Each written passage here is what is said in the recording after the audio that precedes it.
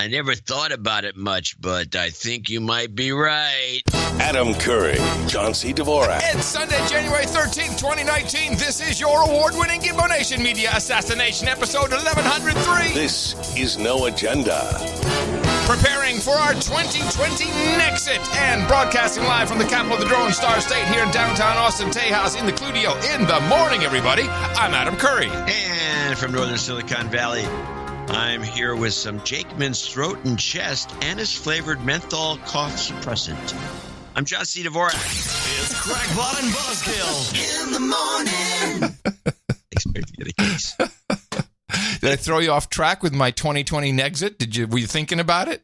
I heard that. Yeah, it totally had me. Oh, my God, no. Yeah. Oh, yeah. John and I were talking after the last show, which we rarely do. Except during choosing art. Well, yeah. Yeah. And we're like, business. We talk business. And I realized this morning again, it's like everyone's announcing we're 2 years ahead of an election. I think you and I really only can do 24 months of this, and then we'll just either, we have to just stop. I am just. Yeah, we've been thinking about this. So it just might be time to let some younger folk in to do this. Therein lies the rub. What? Well, the problem. Oh, there goes the Zephyr. Ah, thank goodness. 1, 2, 3, 4, 5, 6, 7, 8. 8? Only What? 8? What? Holy mackerel! That's the smallest Zephyr I've ever seen. Oh my God! Woo! Listen to that horn! Yes, therein lies the rub, you said. Yeah, therein lies the rub. Do tell. Well, the problem is the dimensionality of our show really relies on the fact that both of us are we're old. Yeah, we have a lot of experience. Yeah, and stories. And I have experience. In fact, I have the kinds of experiences, including working during the summer when I was in high school, and I think even maybe the 8th grade, because there were jobs available for kids. It was like not uncommon, and where you get a lot of varied experience. And then you can relate some of the things you've learned over a long period of time. It's pretty hard for somebody to just waltz in and, with book learning and really be able to accomplish what we do. Okay. But still, that's nothing to do with us. Well, yeah. Well, that's that. We're just going to be so tired of this crap. It's unbelievable. It's hard. It's a hard job protecting people's amygdala. Well, it is, and it doesn't. The media, of course, doesn't help at all. My favorite thing was I saw it for 2 or 3 places, and I'm noticing this, and I've talked about it on the show before, but now I realize it's one of those code words that the left uses when they do their writing. Oh, okay. To signal. It's this word. I'm on your side, and the word is it's a phrase, lashed out. Yeah. Yes. So Amy does it all the time. I noticed in Mother Jones, there's a big headline. Donald Trump lashed out at 34-year Navy SEAL. This is talking about McRaven, who's actually a 4-star admiral, which seems a little more impressive than being a SEAL. Right. But apparently everybody else felt that being a SEAL was more important. And it was easier to say he lashed out. So I found where he lashed out. And this is McRaven lashes out, or Trump lashes. Just the clip that says McRaven. Bill McRaven, retired admiral, Navy SEAL, 37 years, former head of U.S. Special Operations. Hillary Clinton fan. Special Operations. Excuse me, Hillary Clinton fan. Who led the operations, commanded the operations that took down Saddam Hussein and that killed Osama bin Laden, says that your sentiment is the greatest threat to democracy in his lifetime. He's a Hillary Clinton backer and an Obama backer. And frankly, he was a Navy SEAL. Wouldn't it have been nice if we got Osama bin Laden a lot sooner than that? I'm not sure why he said that. That's your lashing out. I don't know if it would have made any difference if we got him any sooner than we got him. Well, the thing that was interesting in that clip, and you couldn't quite hear it, is that as Trump is complaining about McRaven, Chris Wallace is rolling his eyes. No, he's aghast at everything. He says, but he's a 37-year Navy SEAL, as if that's some sort of I guess when if you're a Navy SEAL I don't think he worked as a SEAL. No, probably not. Doing demolition for 37 years, but he was a SEAL for 37 years. He says that as though it's some sort of makes him an untouchable. You can't say anything about these guys. Well, why is that? That's the elite of our armed forces who need to be at war continuously. They are the true heroes.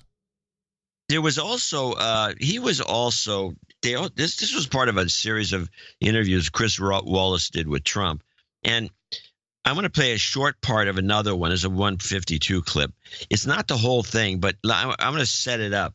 This is Chris Wallace and Trump and discussing fake news, where Wallace talks about fake news and does the correct Trump quote, but very slowly still finds that if you say fake news is the enemy of the people, you are saying, and Wallace is totally convinced of this, you are saying the media. Oh, really? So it's not the fake news, it's the media. Fake news, according to Chris. I mean, if you listen to him and the way he defends or attacks Trump, essentially, he is flabbergasted. Trump keeps trying to say, no, I'm saying fake news. I'm not talking about the media. I like the media. Now, fake news. Wait a minute. And who is he talking with? Chris Wallace of Fox. And by the way, right. I will say this. If you heard if you heard any of this stuff, it's so obvious that Chris Wallace is a major Democrat. I think just to reiterate for anyone who's relatively new, because we haven't actually broached this topic in a couple of months. Trump, and the way we always understood it was Trump said fake news is the enemy of the people, not the journalists, not free press, not the news media. No, fake news media. I think he did once say, yes, CNN, fake news. I think he equated them to fake news. I think he said CNN fake news more than once. Yeah, but he actually, in context of fake news being the enemy of the people. So yeah, maybe. Okay. Let's get to the bigger issue. In 2017, last year, you tweeted this, and I want to quote it accurately. The fake news media is not my enemy. It is the enemy of the American people. It's true, 100%. Not the media. I'm glad you're finally quoting it correctly, because they like to leave the fake news. Okay, out. but that's what you said. Fake news. So the people that are supporting me in particular, they're very smart people. They're hardworking, brilliant, great people. They know when the news is fake. And they get angry when they see all of the fakeness. Frankly, the networks. There have been people who've been critical of other presidents. No president has liked his press coverage. John Kennedy, in your Oval Office, canceled the subscription to the New York Herald Tribune. Nobody called it the enemy of the American people. Chris, I'm calling the fake news is the enemy. It's fake. It's phony. They'll take something good. It's just news you don't like. No, it's not. No. I don't mind getting bad news if I'm wrong. If I do something wrong, like, for instance, the cemetery, I was not allowed to go because of the Secret Service, because they expected to take a helicopter. Okay. They had zero visibility. They said, sir, we are totally unequipped for you to go. In addition to that, the cemetery was far too far away from Air Force One, which is sort of like a control center where you had to be near. Now, one paper that I saw wrote it that way. They said I stayed out of it because of the rain. And yet, the following day, I made a speech at the American Cemetery. It was pouring. It wasn't even really raining the first day, but the fog was tremendous, okay? But, sir, leaders in authoritarian countries like Russia, China, Venezuela, now repress the media using your words. Fake. Fake. Fake. Fake. Fake. Fake. You are fake news. This is fake news. So either Wallace isn't listening, which is likely, but he's also been infected. He's totally infected. He's not listening at all.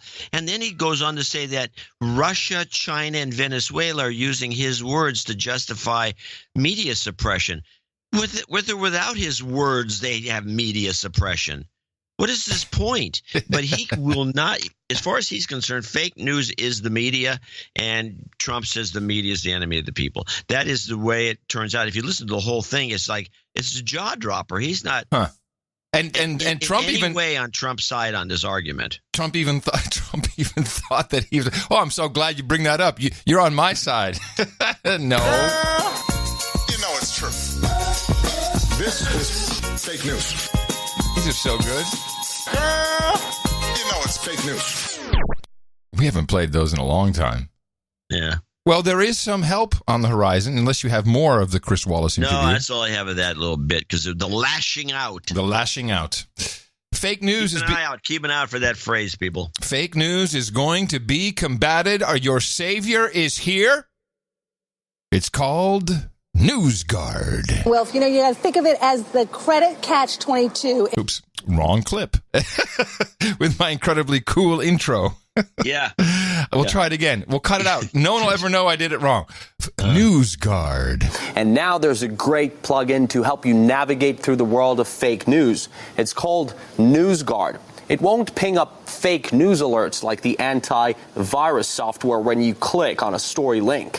For now, NewsGuard provides descriptions for news sources, not individual articles or stories. So there's a whole rating system with as many as 9 criteria. Stuff like the responsibility of journalists or telling apart news from opinion, to name a couple. We use humans, not algorithms, to identify unreliable news because we believe our work should be done with transparency and accountability. So this is very interesting little project that is popping up and is getting some ink this weekend, NewsGuard. And I installed the plugin so you don't have to. This is great. So the way it works, is you install the plugin, has a little shield, of course. I got 18 of these shields now. Everyone's got a shield. And what's the shield? Well, right now, why would you have more than one? Oh, no, I have a shield for my ad blocker. And, so there's all kinds of shields. You have to have protection. So it fits right in with this is protecting me from viruses and malware. And it's right there. Probably based on the same kind of gestalt. Yes, the gestalt is correct. But they have a rating system, and they really do it not based on articles, but based on the website, maybe even the domain name. So they have 9. Oh yeah. So when you hit a page, and it'll show you varying degrees of safety in this little icon. Safety. Yeah. So if it's green, you're safe. If it's red, you're not safe. You go to InfoWars, it's red with an exclamation mark. Which they got their own category. They do. Let me Grand Premier Grand Cru. Yes. Let me go to Infowars.com and click. It goes red with an exclamation mark. Proceed with caution. This website generally fails to maintain basic standards of accuracy and accountability. And then it has little information. Oh, it says a site founded and run by radio host Alex Jones that has reported, among other false stories, that 9/11 was orchestrated by the Bush administration and the 2012 mass shooting at Sandy Hook Elementary School was a hoax. And you can click on something that says, see the full nutrition label. What? Yes. Right underneath that. So I'm on the going with a different. So they're using all the memes. Yeah. Let me take a look at what happens when you click on that. Yeah, I'd like to see the nutrition label. Oh my goodness, this is a whole report about ownership and financing. Is there sorbate in there? That's what I like to know. No. So it has a full web page about ownership, the content, credibility, transparency, history. So that's the nutrition label. Somebody's done some work. Now let's go back for a second and take a look at. Hold on a second. Let me click on this again. And underneath it, so it has the categories that it has to adhere to. Credibility, it does not repeatedly publish false content. Interesting. That's a plus. It has an X, so that means it does, I guess. Oh. So it has X's and check marks. So on the X side, credibility does not repeatedly publish false content. I guess they do, so that means an X. Another X for gathers and represents information responsibly, whatever that means. X. Regularly corrects or clarifies errors. X. Handles the difference between news and opinion responsibly. I'd love to see CNN.com. We'll go in a second. X. Avoids deceptive headlines. X. Now, we do have a couple of checks. Website discloses ownership and financing. Clearly labels advertising. Reveals who's in charge, including any possible conflicts of interest.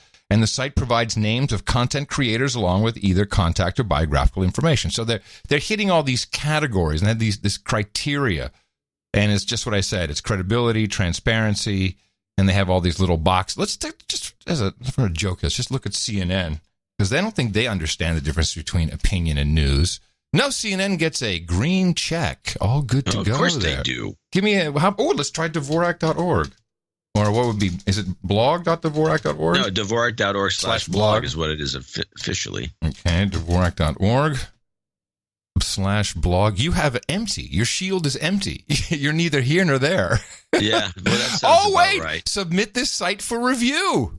Oh, we'll do it. Yeah, here we go. And I have to submit my email address, which is john@dvorak.org. Submit. The site was submitted for review by our staff. Now we'll stay tuned for that. But here's what's a little more interesting for you and I, and for our No Agenda producers. Let's take a look at who these people are. Who is running this news guard? Let's see if we know anybody here. Oh, they got a lot of staff. John Alsop, do we know him? No. No one I really recognize here, but I did recognize a couple of members of the advisory board. Tom Ridge. Tom Ridge, the guy, Homeland Security guy? Under Bush, yep.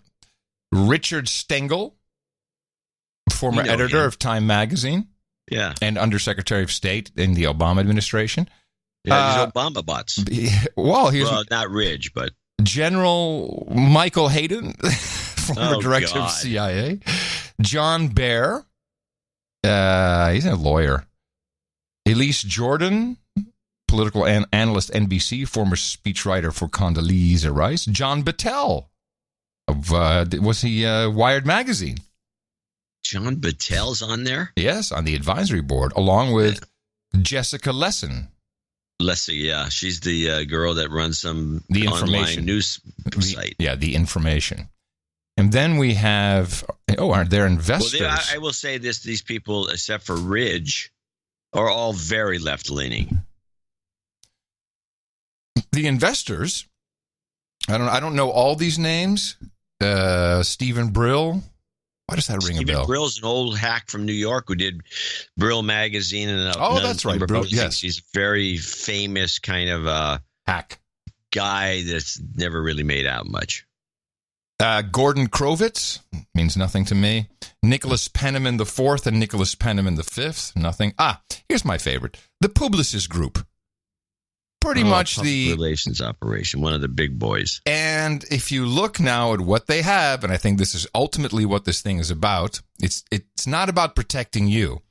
No, it's about protecting the income of the Publicis Group. Yes, and we see this by looking at the menu of NewsGuard, newsguardtech.com. We have ratings, how it works, news literacy, press, about us, brand safety. Let's click on brand safety. Yes, finally, it says here, a way to protect brand safety by keeping ads off unreliable news websites. So this is a very interesting way to approach their brand safety issue, which we know has been a problem since advertising on the internet, since day one. Yeah. So now, instead of them having to figure out where they should, you have these networks, these ad networks, and they buy it on a real time, almost like a stock market basis, and it just floods everything. And no matter how many times Angry Gorillas or what's that outfit named? Sleeping Giants. I don't know. Sleeping Giants. That's they're one. They always shame everyone. Oh, you're advertising on Tucker Carlson, or you're advertising on Breitbart. Do you know that this ad network is running your ad on this horrible Nazi website? So now they won't have to worry about that because everyone can protect themselves, and that will protect the safety of the brands. Because remember, you're right. You nailed it. We did a real-time analysis on the spot. And that's what it is.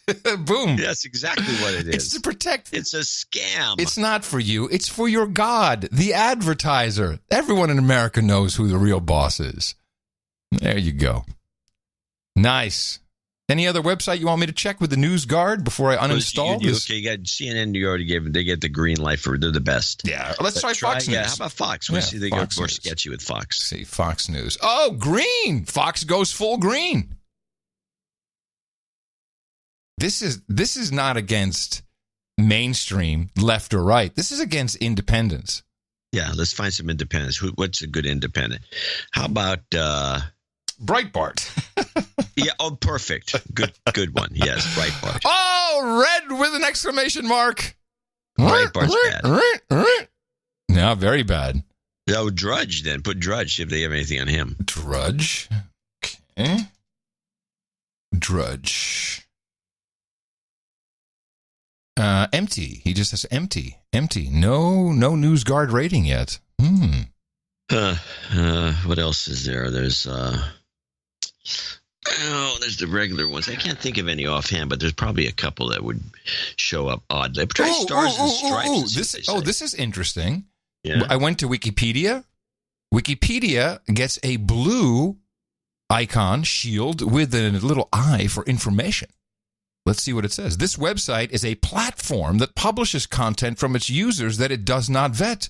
Information from this source may not be reliable. Huh. What do they say on Twitter? I think there's a lot of fake news there, isn't there? Twitter's loaded. Twitter has nothing. No rating. Well, they should have something because that's where the advertisers are thinking of putting their money. That's the most important part. Yeah. What about Facebook then?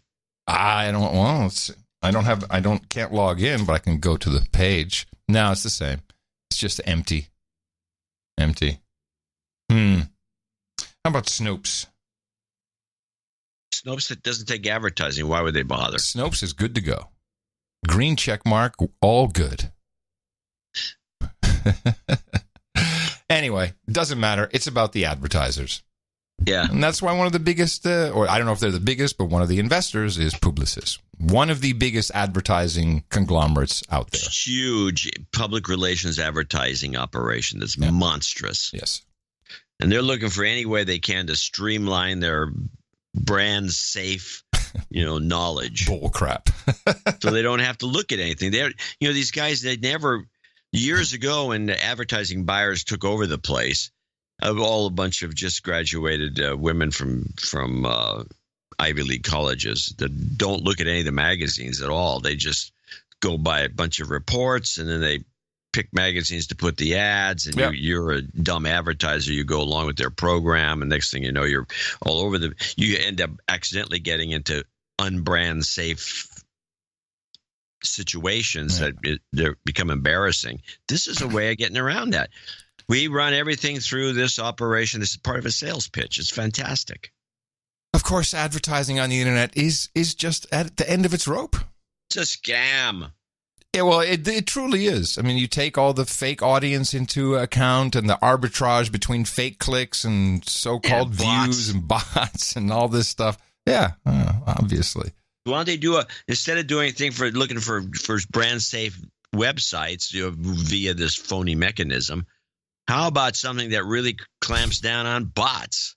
Well, there was an interesting thread on Slashdot that I was reading yesterday, the day before. And the question was, do bots, social media bots, have freedom of speech? And I think, seriously, if you think about Congress shall make no laws regarding the freedom of speech, it doesn't stipulate that's just people. I mean, if money is speech, which the Supreme Court ruled, I think Twitter or social media bots have free speech too. Ultimately, let's say that they have free speech. Mm-hmm. So what? They still shouldn't be pumping up the numbers on some site because they may have free speech, which we've determined that they do just right now. Real time, baby. They have any buying power. They got no buying power. They have no purchasing power. They're useless. Now, just along these lines, when we were talking about net neutrality, which California has now, I think, is just all in. Supposedly. And we have a number of gripes about it, and we think it's very bad, and it's a bad idea because you do not want to give any type of regulatory powers over the internet to government body. And one of the main things, if you can recall, is about what your internet provider would be able to block. Do you remember the terminology? No. Unlawful network traffic or unlawful content. Yeah. And I bring this up because there's torrents. story that came out today. An alarming piece of legislation is about to enter into force in India next month, mandating that social media platforms such as Facebook remove unlawful content, such as posts that affect the sovereignty and integrity of India, meaning that this law could easily be abused by New Delhi to demand the internationally recognized Pakistani map to be banned because it contradicts India's maximalist claims to Kashmir. And so the point I bring up here is that here is a country saying that map is not legal, it is unlawful, and therefore you may not surface that on your platforms. Literally the definition of unlawful content by an authoritarian regime. Yeah. And there you go. And there's your net neutrality. There's your net neutrality in a box with a bow around it. Yeah. One of many examples, I'm sure. But let's just stick on free speech for a second. Okay. Here it is. This is quick news report. A legal victory for the families of victims of the Sandy Hook shooting massacre in Newtown, Connecticut. The families of 6 victims won pretrial access to information about controversial host and conspiracy theorist Alex Jones and his program InfoWars. The family sued Jones for defamation for his repeated claims that the deadly shooting was a hoax. 20 elementary students and 6 educators were murdered during that rampage. So this is billed. The headline is a little different than this kind of sober report. The headline is Alex Jones loses legal battle. You think the guy's already lost the whole court case, but they're actually allowed to subpoena company records and I think internal documents. And Jones's operation? Yes. Yeah. Oh, that should be interesting. So is they're not going to find. What are they going to find? But hold on. Is he protected under free speech? Is he protected under the freedom of the press? Yeah. Don't. What's that got to do with this case? When you're getting sued, well, he's being sued for protected from investigation. You're not protected from discovery. He's being sued for defamation.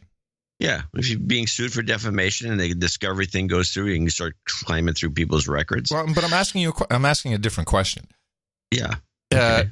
If your news gathering, I'm just trying to look at it 360, a whole perspective. If your news gathering brings you to the conclusion that this was either fake, false flag, hoax, and you keep repeating that, is that invalid reporting? It could be fake news, but it's still news. I think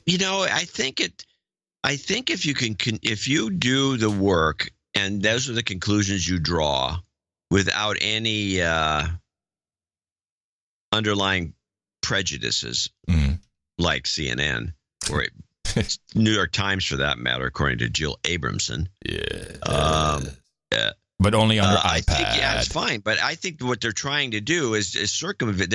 Here's just what you said, what you asked, which is a logical question, and what they're doing makes me think that they're trying to prove that that's not what happened.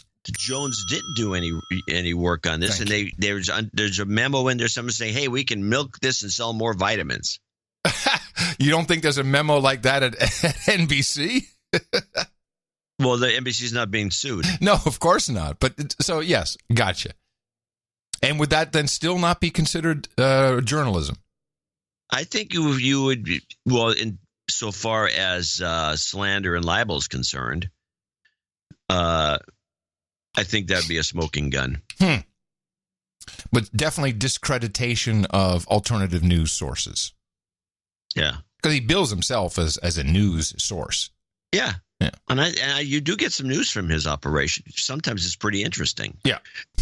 So I'm not saying he's not a news source. I think he is a news source generally. He just wraps it in a lot of vitriol and showmanship. Yeah, no different than lots of M5M outfits. Right. Jim Acosta, showmanship. Oh, Acosta's one of the worst. Yeah. I loved his thing at the wall, though. His stand-up was great. Yeah, he was doing I saw that, too. I'm here, and there's no problem at the wall.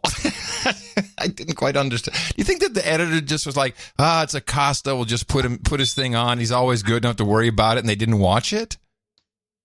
Well, there's a place that someone should go in and look for the hidden agenda. For example, CNN reached out to KUSI, and I have a clip here where KUSI. Yeah, this is a good story. Now, is KUSI an affiliate of any network, or are they completely independent?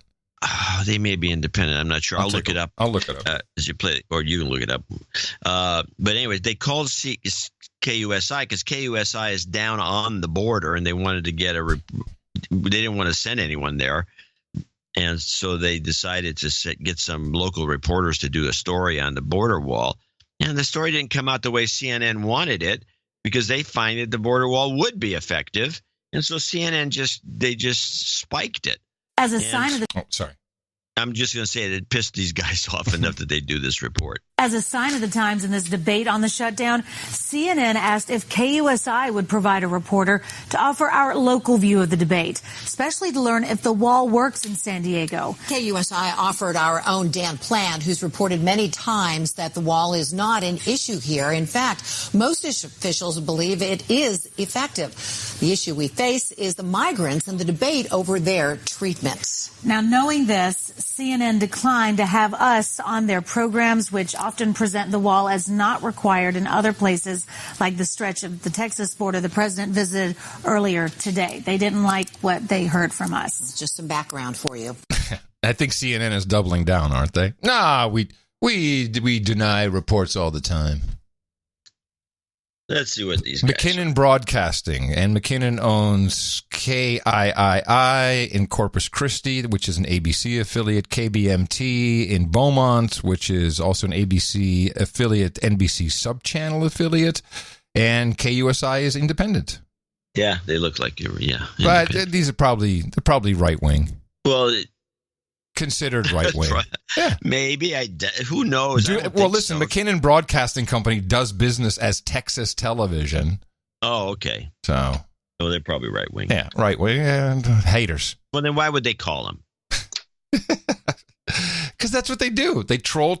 Something happens. You troll Twitter. You say, hey, can I DM you to get your story? Hey, can I use your video? Can you give me permission? Hey, can we talk? Hey. That's today's journalism. Yeah. Shallow. Extremely shallow. Let's see. Here was the so you played that clip. I might as well play this clip from it's a Democrat. Who is she? She is Representative Jayapal. How do you spell it?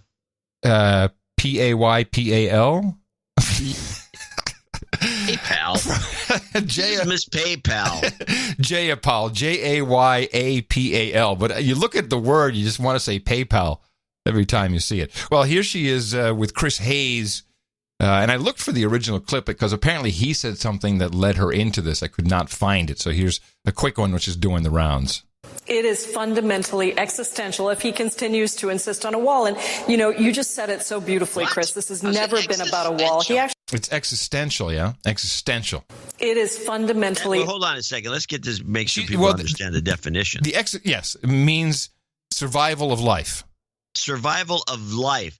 And all life will end. Well, no, maybe, but she's going to wrap it up in the end. She's saying border wall to Trump is existential because... It is fundamentally existential if he continues to insist on a wall. And, you just said it so beautifully, Chris. This has never been about a wall. He actually could have gotten funding a couple of years ago or a year ago for a wall. It was part of a deal that was proposed. Not all of us agreed with that deal, but it was proposed to him, and he turned it down because his ultimate goal is, as you said, to make America pure in the sense of not having immigrants, not having folks of color here, and shutting down every form of legal immigration. Yeah. Okay. So that's really out there. Yeah. Well, she's a nutcase in Washington State. I don't know what district she's. What did she say? She said something. She said something interesting there in the middle that I wanted to. Let me see. What was it? It is fundamentally, but it was proposed to him, and he turned. Yeah, I remember what was proposed. And I think they actually said that they would, the last time this came around, when there was a brief shutdown as well, it was about DACA, the Dreamers, the Deferred Action Kids. And on the table, I believe that the Trump administration said, okay, not only the million dreamers, it was 800,000, something like that. The million dreamers will let them stay, and they'll give them a pathway to citizenship.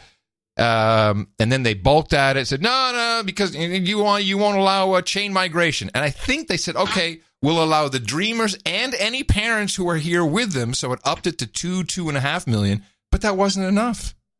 The Democrats wanted all family to be able to join chain migration is everybody, every Tom, Dick, and Harry, they wanted every relative, everybody to come. They didn't. The Democrats didn't want. No, they didn't want it. Exactly, they really didn't want it. Now, as I was looking for this longer clip, I found something that refers back to something AOC, Alexandria Ocasio-Cortez, said in her rebuttal of the president's speech about the wall on the Rachel Maddow show. And we wondered about this on the last episode. The president should not be asking for more money to an agency that has systematically violated human rights. The president should be really defending why we are funding such an agency at all. Because right now what we are seeing is death. Right now what we are seeing is the violation of human rights. These children and these families are being held in what are called hieleras, which are basically freezing boxes that no person should be maintained in for any amount of time, let alone the amount of time that they're being kept on. So the freezing boxes, and we were like, oh, hold on a second. What exactly is she talking about? Turns out in June, the same PayPal lady talked about this. Many of them talked about these facilities that they have nicknames for. One nickname is the ice box because the temperatures are so cold that they liken it to a freezer. Some of these women had crossed the Rio Grande, come out of the river wet to turn themselves in, and were immediately put into these freezing facilities, no blankets, no mats. Another facility they call the... So really, it's a nickname for the slammer. And I've received a couple of emails about this as well. It's like saying, hey, we put him on ice. We threw him in the cell. Yeah, I'm sure it's not beautifully heated or whatever. It's not the most comfortable place to be. But it's not like the way AOC made it sound is we're putting him into ice boxes. That's what makes it sound like a specific little thing with a handle on it. And it's like an insulated ice box. And you throw them in there and lock them in. Yeah, it's yeah, that's what she makes it sound like. Yes. Yeah, she's the worst. It's pretty bad. Pretty bad. This was out there. This was the comparison of Trump and Obama on the border situation. This is something that's real. I forget who made it, but it's out there. We now have an actual humanitarian crisis on the border that only underscores the need to drop the politics and fix our immigration system once and for all. This is a humanitarian crisis, a crisis of the heart and a crisis of the soul. In recent weeks, we've seen a surge of unaccompanied children arrive at the border, brought here and to other countries by smugglers and traffickers. The journey is unbelievably dangerous for these kids. Child smugglers exploit the loopholes and they gain illegal entry into the United States, putting countless children in danger on the perilous trek to the United States. They come up through Mexico. Protecting public safety and deporting dangerous criminals has been and will remain the top priority. We will begin removing the more than 2 million criminal illegal immigrants from the country. But we are going to refocus our efforts where we can to make sure we do what it takes to keep our border secure. We want to secure our border. There you go. Yeah, well. Draw your own conclusions. You can do that till the cows come home. Yeah, but no one does. And the president doesn't do it. Yeah, now he's tweeting. Video. He missed such an opportunity. Why? No, he misses I think we nailed it last show. He said he should be doing what Ross Perot did. Yep. Explain things and show the hypocrisy of the other side by playing clips. Does he even do a presidential address anymore? Does he do a weekly thing? That weekly thing? Yeah. I haven't looked at that in so long. This is an interesting question because apparently someone whose beat it was to watch those things has Well, you know what happened? What happened is they changed whitehouse.gov and they removed all RSS feeds and everything the links and stuff. Yeah. Total dick move. Not just links, just feeds, the ability to subscribe and see what's going on. Yeah, there's been a concerted effort to screw with RSS feeds. Yeah, I think it's the big media. It started with Google killing Google Reader. Yeah, well, Google's an agent of the big media. They're an agent of change, John. And they did that. No, I think that's when they were coming out with, what was the Google, not Google Groups, what was it called? Google Plus? Yeah, Google Plus. I think that's when Google they killed Plus. Didn't they slam the door on that already? They can't make anything work. So it's not highlighted anywhere on the website, the presidential Do a radio Google address. Search. There you go. That's what I did, and it just shows you lots of CNN things. No, well, maybe stop doing them. Remember there was at a certain point, everyone was like, "Oh, he's going to start his own news network." You remember that? Oh, that was during the election. He was going to lose and start his own network. No, it was after one of his first kind of weekly addresses. No, I think your timeline is off. I may be wrong. Oh, here's a weekly radio address. Oh, here it is. My God, could it be buried any further? What does he have? Yeah, he's got one. No, look at this. Last one he did, February 3rd, 2017. Oh, so he stopped. He looked at his numbers. He's a TV hold guy. on. Let me just make sure. Is this really right? Is this right? That makes no sense. Screw this. You ruined whitehouse.gov, Trump. Can't even look at it anymore. He looked at his numbers like a good TV guy would and says, nobody's watching this. They're just using the information against me. I'll tweet. Yeah, but he could tweet a YouTube of himself. Yeah, he could. That would be cool. Yeah, there's a bunch of things he's not doing. That's because of the douchebags that he's got working for him. Yes. They're not helping him at all. They're all deep state creeps. Got a note from a Bronx millennial about AOC. A couple of them, actually. Actually, yeah, I saw that we had two notes at least. Let me see. I want to read this one. I'm a millennial and avid listener who happens to live in AOC's district in Astoria, Queens. It's like, and I happen to be gay. It's like, I happen to live there. Okay. I was not lucky enough to have her knock on my door, nor did any of my friends in the area. I do know of a couple Dimension B members who did meet her at rallies around the area, but I can't speak of anyone meeting her beyond that. It is mentioned much in the M5M that she is from the Bronx, but she is indeed from Yorktown Heights in Westchester, which is just north of the Bronx. Your analysis on the show may not be too far off, as Hillary Clinton's Clinton Foundation funded mansion in New York is in Chappaqua. This is about 20 minutes south of where AOC is from, Westchester County. My only issue with was my theory, is Joe Crowley, who she defeated for the seat. He was an establishment Democrat who also ran as a third-party candidate against her. I don't think he really ran, did he? Did he actually write in for that? I thought he gave up. I think he gave up. He may have just been playing his part, but what do I know? Anyway, Amazon HQ2 will soon be jacking up my rent, but I still recently signed up for a monthly donation. While it may be small now, I hope to add to it in the near future as I make Bezos money. Keep doing what you're doing, and please know that there are sane millennials out there who love what you're doing, even if you're two old white dudes. Thanks, says Sean. The other note was very similar. It had it said that there's no chance that Hillary she's too much of an anathema for Hillary to be part of the scheme. Yeah.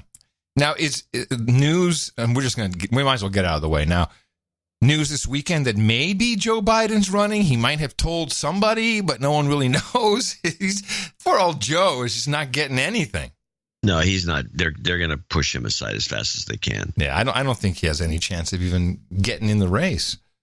But we did have. Well, he may be in the first round of debates.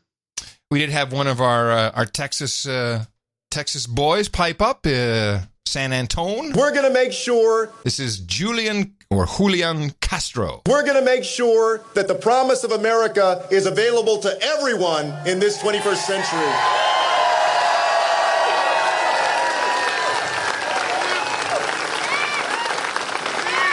You see, I learned from my mother so many years ago in this community that when we want change, we don't wait for change, we work for it. When my grandmother got here almost 100 years ago, I'm sure that she never could have imagined that just 2 generations later, one of her grandsons would be serving as a member of the United States Congress, and the other would be standing with you here today to say these words. I am a candidate for President of the United States of America. Yeah! Isn't it the same guy? No. He got his brother, Juan, and this is Julian. Yeah, but isn't Julian the one running? He's running, yeah. Isn't he a member of Congress? No, his brother is. He was the mayor of San Antonio. Oh, okay. And these guys, both these brothers, were tipped. We were talking about Professor Pennebaker just the other day, the professor who came up with the whole performatives measurement and tracking of certainly politicians using performatives. When we had one of our dinners, when people still could stand me, before I got kicked out of the OBOT group, he was the one who was saying, no, it's going to be the Castro brothers, maybe Marco Rubio, but the Castro brothers. We won't talk about the Castro brothers. And they'll be fighting against Beto. So it'll be interesting to see what happens. Well, there's a lot of people that I hear these stories, especially back in the Brooklyn area, where there's these publishing operations that have people working there, white girls, who will not vote for Beto. Really? Because he's white. Oh, there's so many white girls I know who love him, and he's also doing the Instagram thing but now. That doesn't mean they're going to vote for him. This woman's the same way. She says, I love Beto. He's the greatest, but I can't vote for him for president because he's white. Huh. Do you have a clip of that? I wish. I'd love to hear a clip of that. I'm sure there's a clip out there available. I'm sure if you just go man on the street, you can get one. Yeah. But the Castro brothers, this doesn't seem like much of a threat to me. I think that it has changed so dramatically. And one of the people I was a big fan of, and I'm quite sure maybe 5 years ago I said, this is your future president of the United States. Although I think that chance has been diminished because the whole Tulsi Gabbard. Oh, Tulsi. Yeah, we should talk about her. I have a number of clips. I've never thought she, when you look into Tulsi Gabbard, she's got 2 or 3 strikes against her. She hasn't got a snowball's chance in hell of going anywhere. And the progressives don't like her. Oh, they hate her. I mean, I see article after article here. Tulsi Gabbard doesn't deserve your vote in 2020. Tulsi Gabbard's foreign policy sucks. U.S. presidential candidate Tulsi Gabbard bought crypto at height of bull market. Well, that's a slam. That's like a hit piece. Let me pull that article up. I couldn't resist putting that in the show notes. Gabbard, 37, is a fresh, energetic face on the American political scene. However, her chances of winning the Democrat Party's nomination are slim, given the huge field of candidates. As CCN reported, which is probably crypto coin news, Tulsi Gabbard bought between $1,000 and $15,000 of Ether and Litecoin in December 2017. At the time, the Bitcoin price soared to a record high of $19,500. Oh, God. She bought at the top of the market. He put that on a disclosure, too. Anyway, she announced this on the Van Jones CNN show. Yes, Van Jones, which is another, that's why there. Well, his response was very interesting, and I just pulled a couple of clips that I want to share. We'll start with, the obvious question is why, because she was she was a representative for Hawaii, and she left her re-election campaign to go to be deployed to Iraq. And Van asked her why. You were sitting in office. You could have gone off to do something else. Yeah. You decided to quit and go put yourself in a war zone. Why'd you do that? You're right. I mean, being a state representative in Hawaii, being with my family, being with my friends, it was something that I would have been very happy to continue to do. But I knew that there was no way that I could stay home and be safe and comfortable while my brothers and sisters went off to war on the other side of the planet. That's why I left my re-election campaign, volunteered to deploy, got trained in a job that they needed someone to fill, and went to serve with them, to serve our country. That's sketchy. I believe that to be true. I believe that she wasn't going to get reelected. Maybe. I think she's very sincere, but the problem is she has all of the elements to be to contend in the Beto League. She could even, no, she has no social media skills that I can tell. But, she's she's a surfer, she's an Army vet, she's cute. If she would play that up, bam, she's on the surfboard. Mahalo, bitches, I'm going to run your country. She could do so much, and they would get on Instagram. Well, she's not going to go that route. There's no doubt about that. For one, let's look at a couple of her downsides. One, she's a Hindu, and that is not going to help getting elected as president until people can maybe see things a little differently, even though we have other Hindus, and I think most of them tend to be Republicans, that are in office. You think it's too early for a non-Christian president? Yes. Well, what about Obama then? The second, well, he faked it. Okay. Yes, as everyone knows, I think he's a Muslim. By the way, can I just correct you? Can I just correct you? You never say she's a Hindu. You say she just happens to be Hindu. Yeah, I think it might be Hindi. The point is, the real one that's got my attention is that she's on the Council of Foreign Relations. Oh, there's more than that. How does that work for her? Yeah. Let's listen to her announcement with Van, but in particular, please listen to Van Jones. Now, this was softball all the way. It was set up. He's setting her up for everything, setting her up with questions. It's a very friendly show. I could go on that show, and I would not make a fool of myself. But Van really has an agenda. That brings me right back to where I want to go, which is about 2020. Are you going to run for president of the United States and do something about it? Do you think she should? Do you think she should? Are you going to run?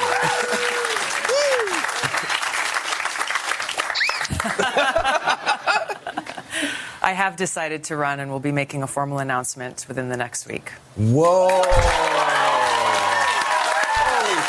I got some ratings. Do you hear that, douche? I got the ratings. She just announced that she's going to upend her life to run as a candidate for president of the United States. And Van Jones is thinking, I got ratings. Yeah, he's a douche. Listen to this. He doesn't have ratings, and she should have done it on any other show, especially, Jimmy Fallon or something. I want to hear him again. Week. She needs an agent. Oh. I got some ratings. I got the ratings. Got the ratings. So here's what she's up to, I believe. Everyone knows that you're not going to – the 2020 thing is it's either going to go to Hillary or it's going to be very difficult to beat Trump unless they, put so much bad thoughts in the American public's mind that they can actually get somebody in. And it is possible. There are these one-termers that come and go, tend to be of the George Bush. It has to be something to do with the economy. If the economy has a nice collapse just before the election, it's getting a little late for the economic collapse, but it could there's still time. We're still hopeful. But the idea, well, I'm not. But the idea is that you want to get your name out there to the point where you can give a major speech, Obama-like, at the Democratic convention. And it has to be well written by a bunch of pros, is what Obama did 4 years before he got the 2004 Democratic convention. He gave this wonderful speech. And when I saw him do that, I said, this guy. Everybody knew it. Everybody saw it. Everybody knew it. Everyone who has a brain. He also was that was the first year they had bloggers at the convention, and he sat down with every single one of them. He's the smartest one. Yeah.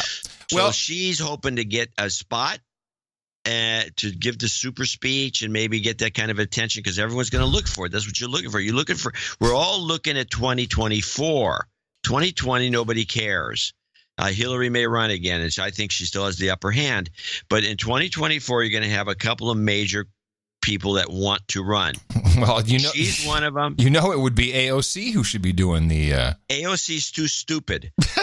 Gavin Newsom is the guy to keep an eye on. Oh, Gavin Newsom. But the problem is, Gavin Newsom is so white. Yeah. That he's got a problem. He doesn't even know it. Gavin Newsom has been setting himself up since he was just a guy in San Francisco, running for city council, running for mayor, got the mayor's job. And And he's a good-looking, kind of guy that has a certain attraction to certain kind of women. This big smile. He always says the right things. He's got a slightly gravelly voice, and he's a do-nothing, but that's fine by most people's standards. You just want somebody in there that rubber stamps the Democrat side. But he's white. And the Democrats have created a situation for themselves. Well, he has taken one social justice warrior step in the right direction by claiming he does not have a first lady. He has a first partner. Yes. Well, he does stuff like that. He's also the one, we had the clip the other day of him, giving away the store. He's making these are mistakes. Let me play just the final clip I have on Tulsi Gabbard. And this is about running against President Trump. So how would you take on a Donald Trump? I mean, you seem kind of aloha, and he seems kind of aloha. He's not trying to aloha with your ha. What? He's not trying to aloha with your ha. That's ISO worthy now that I think about it. So how would you take on a Donald Trump? I mean, you seem kind of aloha, and he seems kind of aloha. He's not trying to aloha with your ha. Aloha. Aloha, which essentially means love. Love for each other. Love for our country. Should not be mistaken for just some feeling. Love is action. When you love someone, you will do anything to fight for them. When you love something, you will go to the end of the earth to fight for it. Love gives us strength. Love gives us courage. Love gives us what we need to overcome those forces of darkness. What did you say? You're listening to part of her speech for the convention. Oh yes. And here comes... she's woodshedding some stuff here. Oh, yeah. And she's going to finish it up. And now that you say this, absolutely. She's going to finish it with the Martin Luther King quote, which Van Jones does not know. One of my favorite quotes is from Dr. Martin Luther King. And you know this, where he says, darkness cannot drive out darkness. Only light can do that. Wow. Hate cannot drive out hate. Only love can do that. Give a round of applause. You hear Van jump in there, thought the quote was over. He doesn't know Martin Luther King. Sorry excuse for a black man, Van Jones. Good catch.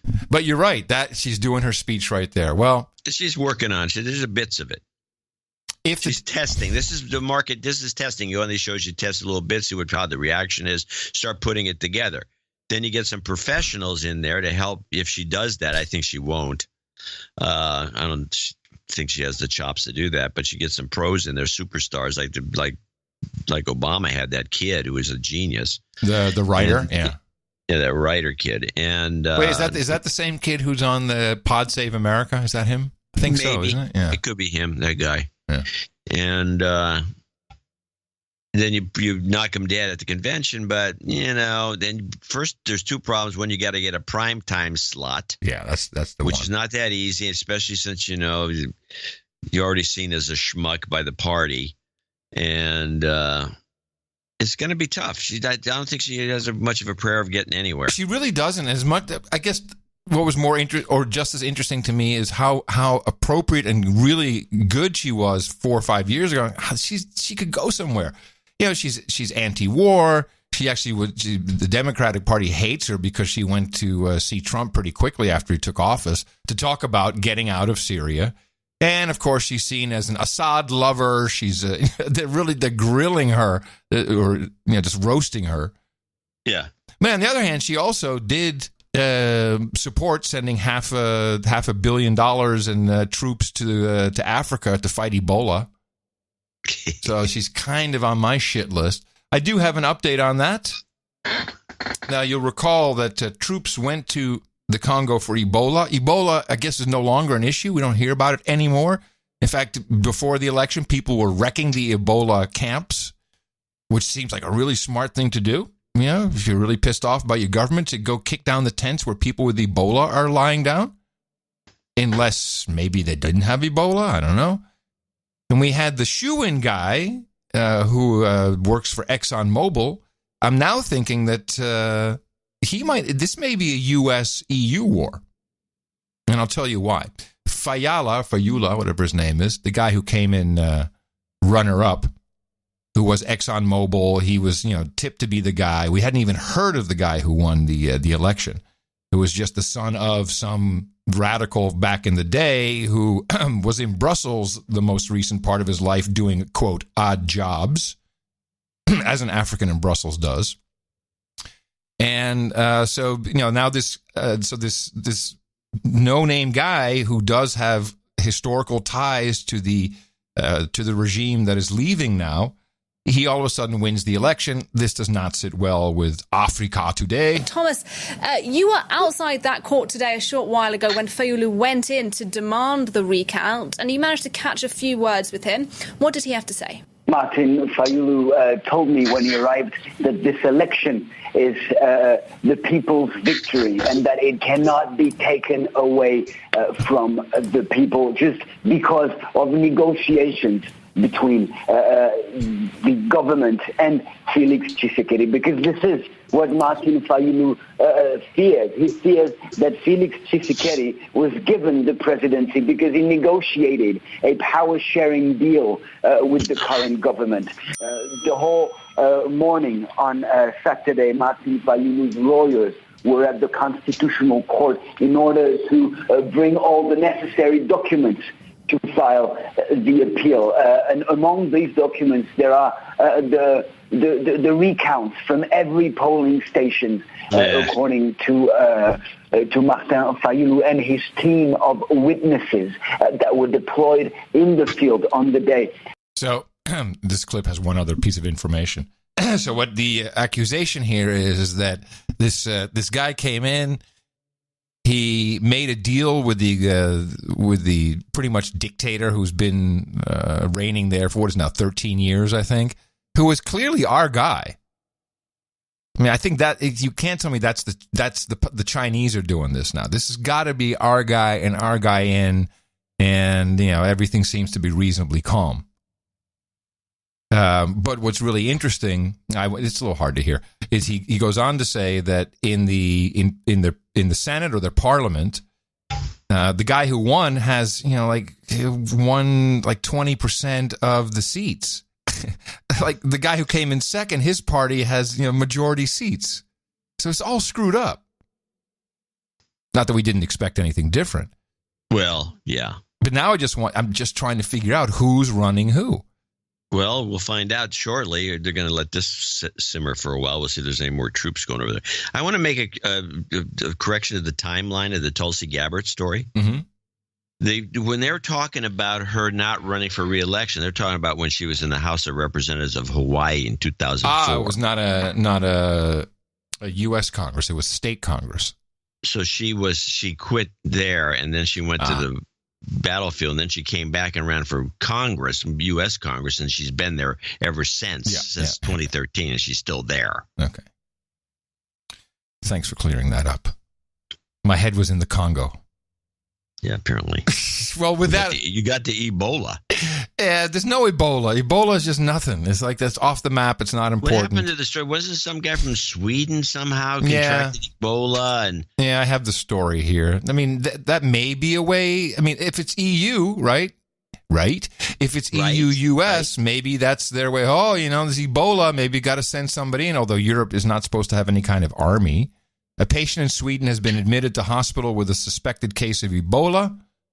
Test results will probably be received sometime this evening. This is yesterday. The patient's being treated at the infectious disease clinic. No other details. Rumor at this point. But it does say, final line, an Ebola outbreak ravaging eastern states of Democratic Republic of Congo has claimed several hundred lives. So there's one story trying to bring Ebola back into purview.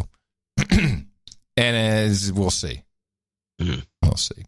But with that, I do want to thank you for your courage and say in the morning to the man who put the C in DRC, John C.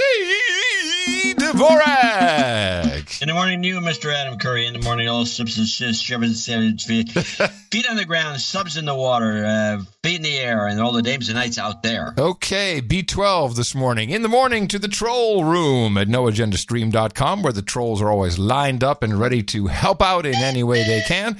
And we'd like to say give a big in the morning to a new guy. Jibs02.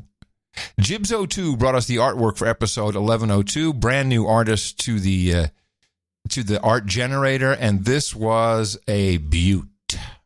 Even though Darren O'Neill had figured out that we would be very interested in seeing Chuck and Nancy as two robot faces from the movie They Live with legendary wrestler Roddy Piper, it was Jibs02 who took it one step further and showed you that no agenda is really the glasses you need to see through what the elites are telling you to do.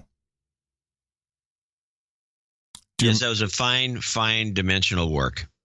This guy's a pro. And it had the humor of the They Live, which was not something new, by the way. A lot of people were on the net were using that, sure. Using this because the two of them standing there are creepy. Yeah. But, all right, so let's thank a few people. Well, hold on. I got to just say, noagendaartgenerator.com. That's where you can upload your art. Lots of artists do it. We really appreciate it. And you see, just when you think you're riding high, like Darren O'Neill, who's waiting for another hat trick. He was waiting for his hat trick. He thought, okay, I'll change it to Crackpot and Buzzkill. I'm good to go. And in swooped Jibs02. Right. Boing. Doink. We love the competitive nature of it, but it's also a tremendous amount of value to the show, and we thank all artists. And check out all of their work, noagendaartgenerator.com. Doink. Actually, we do have the sound that it made. Exactly. Yeah. That was the sound. Sorry. Sir Mark Milliman is the lead guy here, the lead executive producer for show 1103, $400.40 from Longmont, Colorado. All he says is small boobs make me a baron. 4004. Let me see. Is he on the list as a baron? Yeah, I think he is. Okay, we'll give him a karma for that. You've got karma. Sir Russ of Hellgate in Grants Pass, Oregon, also known as Hellgate. KG7 ZPF 73s. Yes, 73s, Kilo 5, Alpha Charlie Charlie. Keep up the great work, he says, Sir Russ. Please add to the wine mailing list. Do you have a wine mailing list? I do have a wine mailing list. Really? The best way to do that is to send an email to john@dvorak.org with the subject line, wine. Wait a minute. And then I will put you on the mailing list. 11 years and I'm not on your wine mailing list? You never sent me a note saying wine. Okay, I'll do it right now.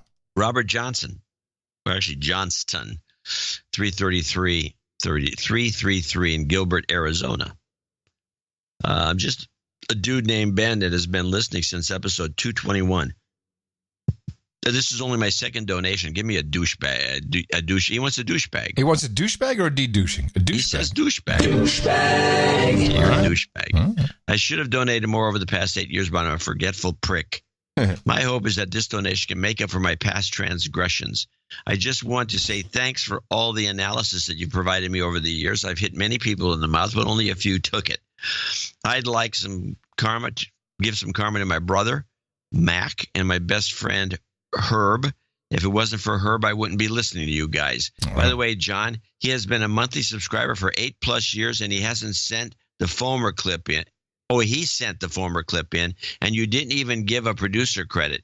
He wouldn't send a note in about it, but fuck it. I'm drunk, and I'm mentioning it. Well, thank you, Herb. Well, I will say this in the defense of our what appears to be laziness. Unless somebody sends something in, most of the time we say a producer sent this, and we don't necessarily say who it is because a lot of people want to be anonymous. Yeah. And unless they say it's okay to be mentioned, or we check in with them, we don't mention their names. But Herb, thanks. Even without my funny thing, I don't know what clip he's talking about because I think, well, the Fomer clip. What do you mean? Even without my donations, I hope I get some karma for the job search. I have a job offer. But, of course, having to piss in a cup and holding a medical marijuana card makes life complicated. Yes. In my last donation in I've never had to piss in a cup for any job. In my last donation in 2012, I got karma for some difficult times in my life, and it worked. Fully hope that the karma works again. Thank you for your courage. Yeah, I'll just tell you that there are plenty of jobs where you got to pee in the cup. And here's his jingle request. Hey, citizen, WTC7 and Hot Pockets. Hey, citizen. WTC said it won't go away. Hot Pockets. Jobs, jobs, jobs, and jobs. Let's vote for jobs. You've got karma. Sir Jonathan Denizen, $300.11. He's in parts unknown, apparently. No need to read this note. I believe I'm still a knight. Oh, stop there. Knighthood does not expire, Sir Jonathan. Yeah, I don't know what he's talking about. Yeah, there's no expiration. He wants some jobs, Carmen. We'd like to call out my brother Matthew James Hodges as a douchebag. Douchebag.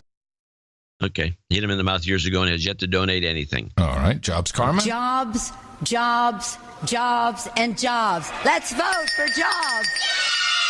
You've got karma. Now to Associate Executive Producers begins with Ryan Morecom in Tallahassee, Florida.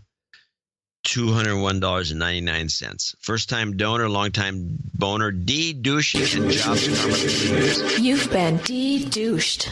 Finally got a career started, and I have enough to share with the two of finest, wokest podcasters that there are. I'll get it. $200 for you and $1.99 for a new denture cream for Nancy Pelosi. If allowed, a shout-out to my small batch fair trade gluten-free antique store, capitalpickers.com. That's with a T-A-L, capitalpickers.com, all one word. And a shout out to the other woke folks at Tallahassee, Florida. Huh. And then it says, don't read the rest of it. He has small batch fair trade gluten-free antiques.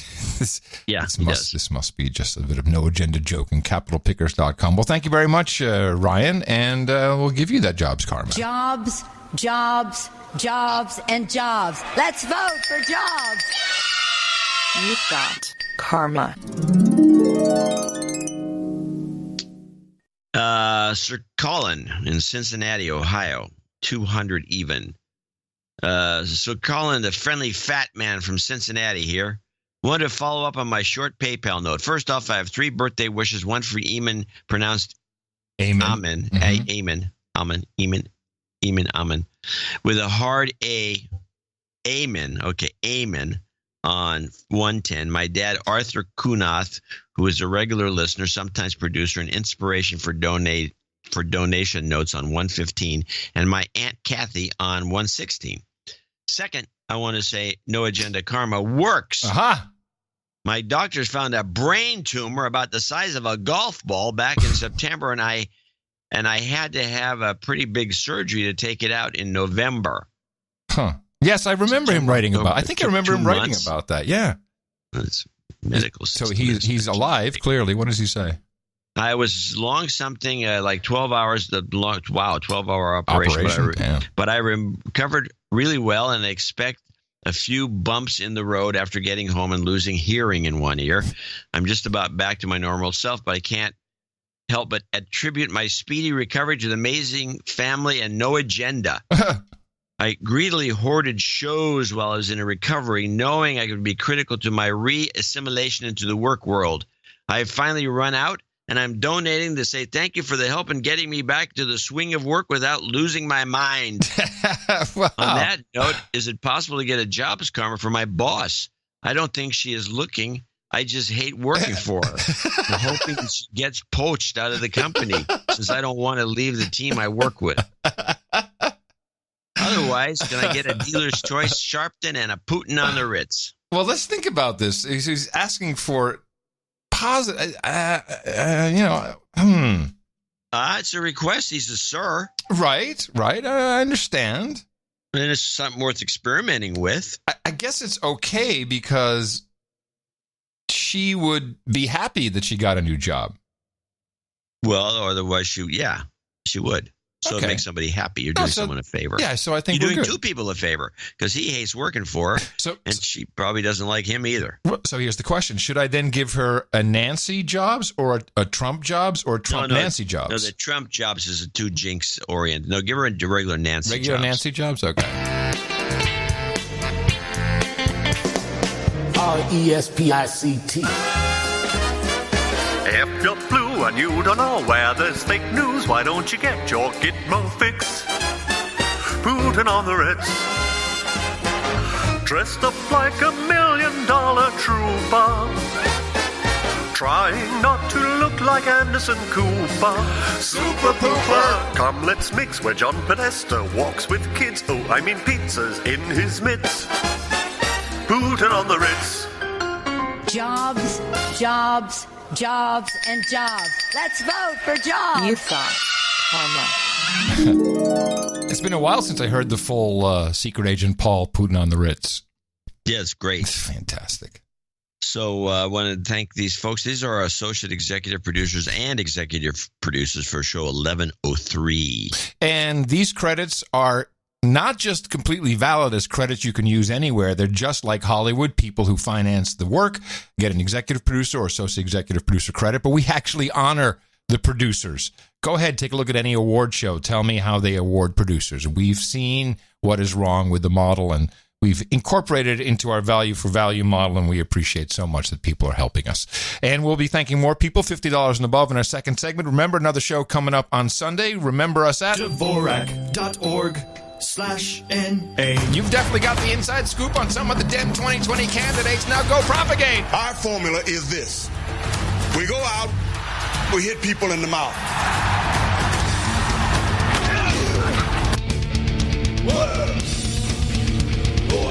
No agenda show, like a kick to the crotch.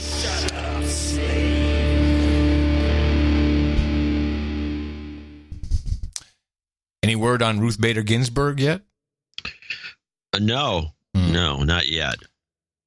But a lot of people feel her retirement is imminent. Yeah. I think I'm going to give her a health karma. I just feel so shitty about it. You've got karma. I know that there's people out there. I just hope she's going to die, and I just can't. It's really horrible. Must be horrible when you know people are thinking these things. I think she's probably there's probably more people liking her than not. So we had a couple of funny things happen. One is there's the Sanders clip. I got the Sanders campaign sexual harassment. Did you hear about this? No, I'm completely oblivious. Is this a Me Too moment, or what do we do here? Yeah, so kind of, but Sanders handles it well. And now it's time for your sexual harassment. If we're going to do it, we do it right. We got jingles. Okay. Any more lead-in necessary? Set up? No, it's just a straight-up story. Senator Bernie Sanders apologized Thursday to women who have come forward to say they were sexually harassed or discriminated against by male staffers while working on his 2016 campaign. The accusation surfaced after more than 24 staffers penned a letter to Sanders requesting a meeting to discuss sexual violence and harassment on the 2016 campaign in the run-up to the 2020 election. Several of Sanders' top aides have been implicated. This is Senator Sanders speaking Thursday. That as part of our campaign, there were some women who were harassed or mistreated. And I thank them from the bottom of my heart for speaking out. What they experienced was absolutely unacceptable and certainly not what a progressive campaign or any campaign should be about. In other news on Sanders' possible run for president, his 2016 campaign manager, Jeff Weaver, has said he will not return to the same position if Sanders decides to run for president again. But Weaver is expected to stay on as a senior advisor. I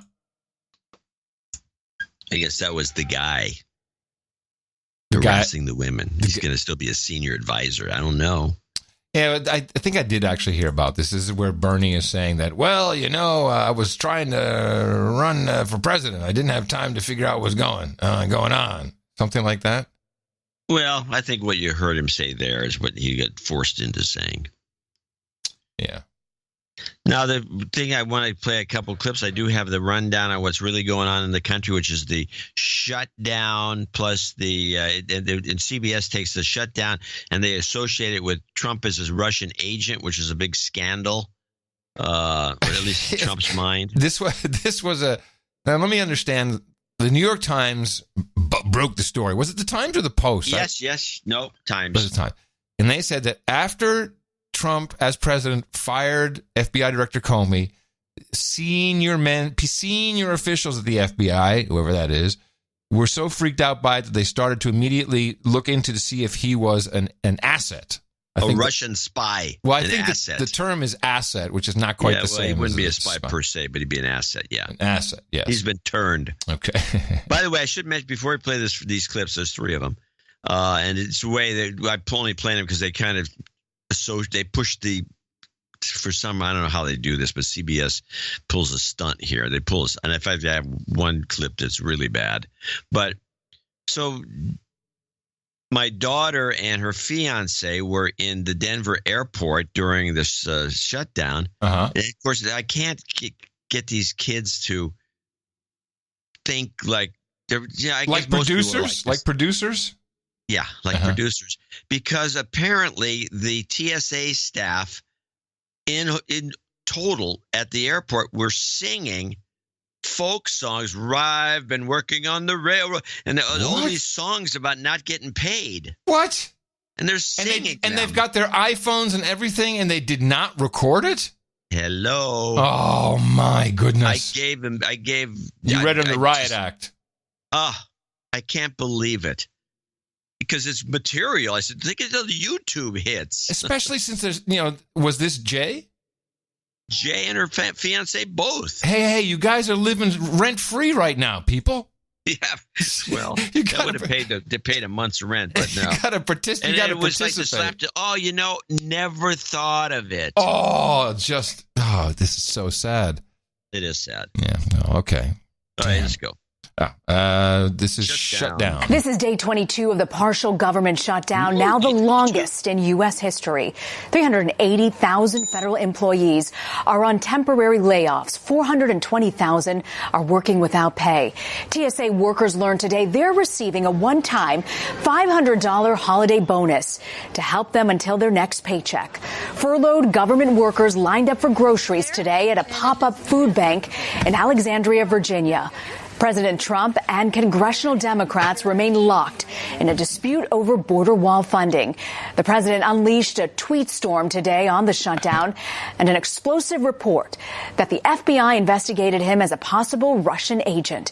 Errol Barnett is at the White House. Oh. I didn't know that they got $500 bonus to go to help cross the chasm. That's CBS, as far as I know, is the only one that reported that. That's very interesting. And was it 500 cash in hand, or was it, do you have to pay taxes on it? Probably a government check.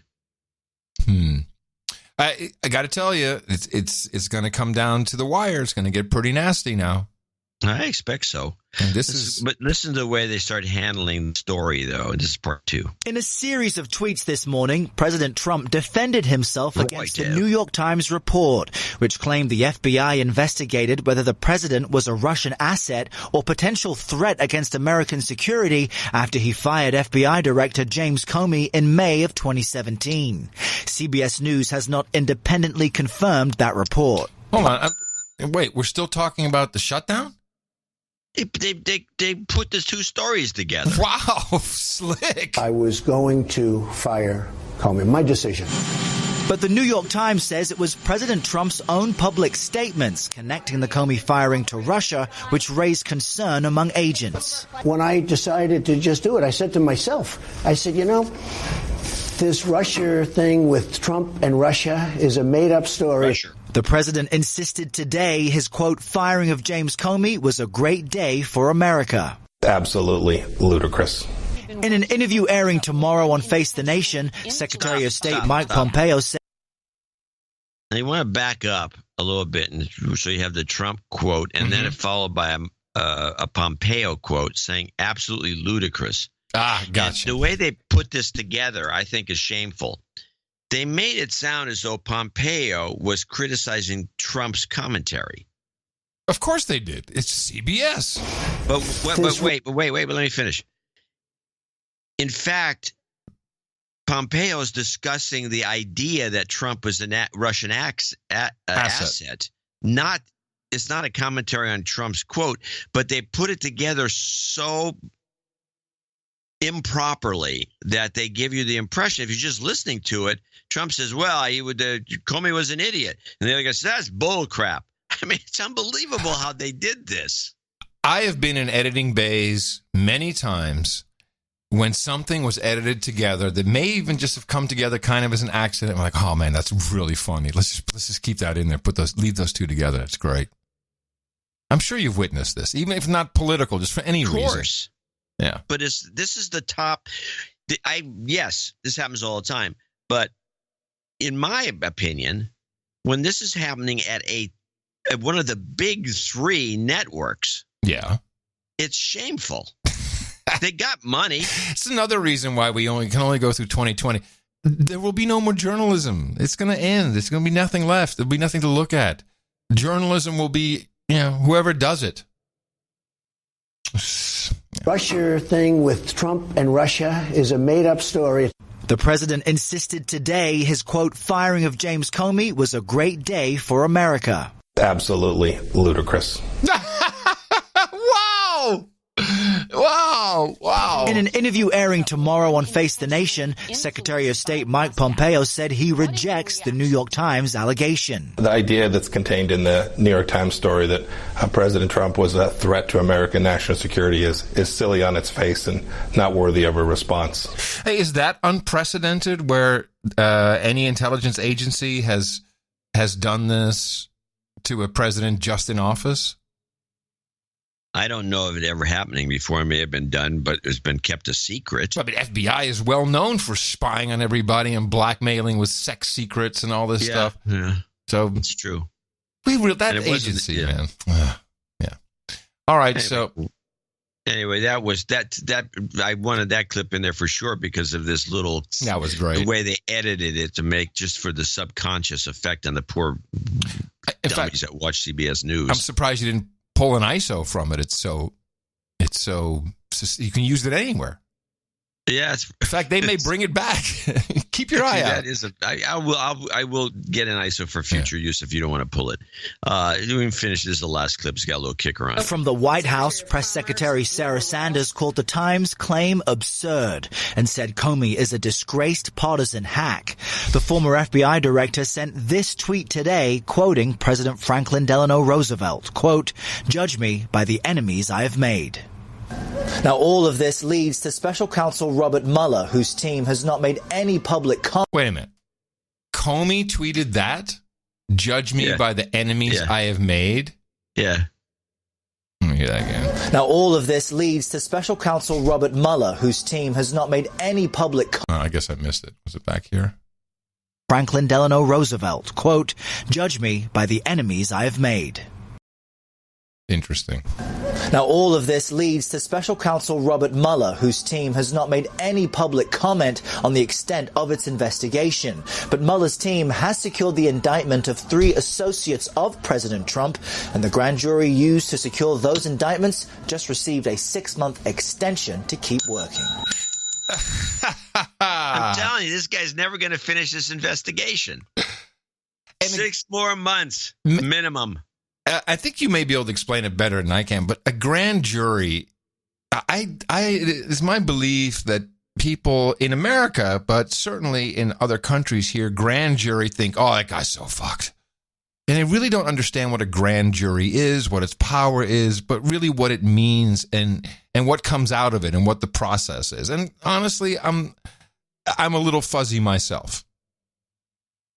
A grand jury is a special group that's put together called a grand jury that can look at the idea of a grand jury is that district attorneys in particular have situations that they don't really know if they should indict somebody for. Now, indict, explaining, you got to explain these things. Indict means you're going to be arrested and charged with a crime. Got it.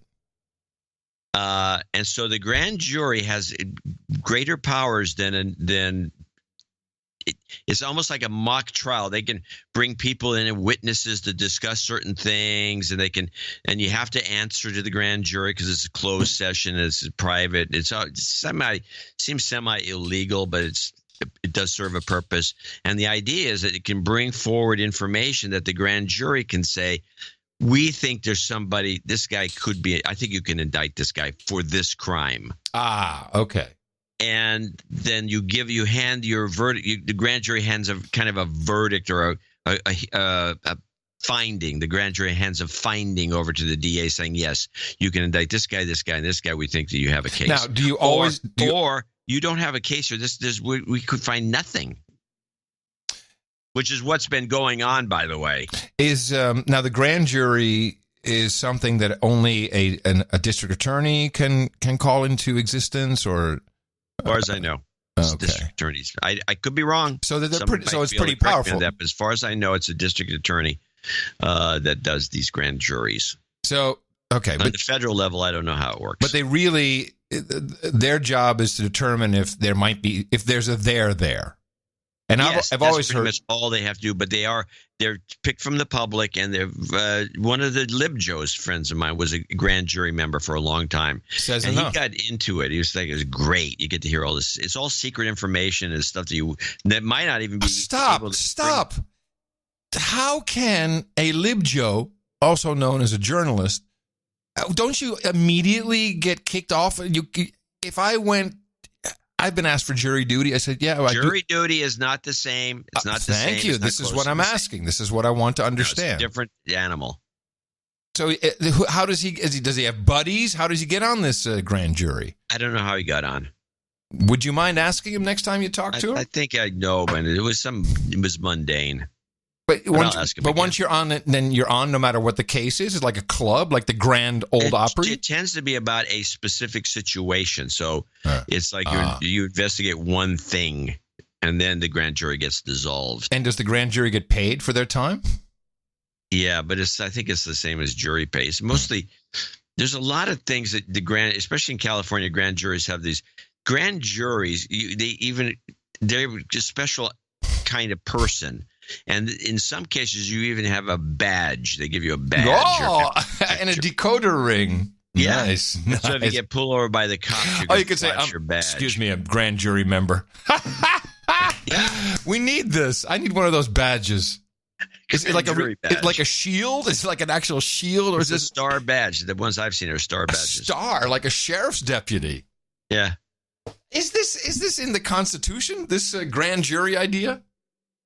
Well, now you're asking me questions I can't answer, but I'm not sure the history of the grand jury, but we could look it up and have some knowledge about it. It wouldn't take much effort. Well, I appreciate you giving a little insight because I don't think anyone really, I even learned a few things. The fact that you're on a grand jury and just keep getting called back for other grand jury stuff, and you're a journalist / LibJoe.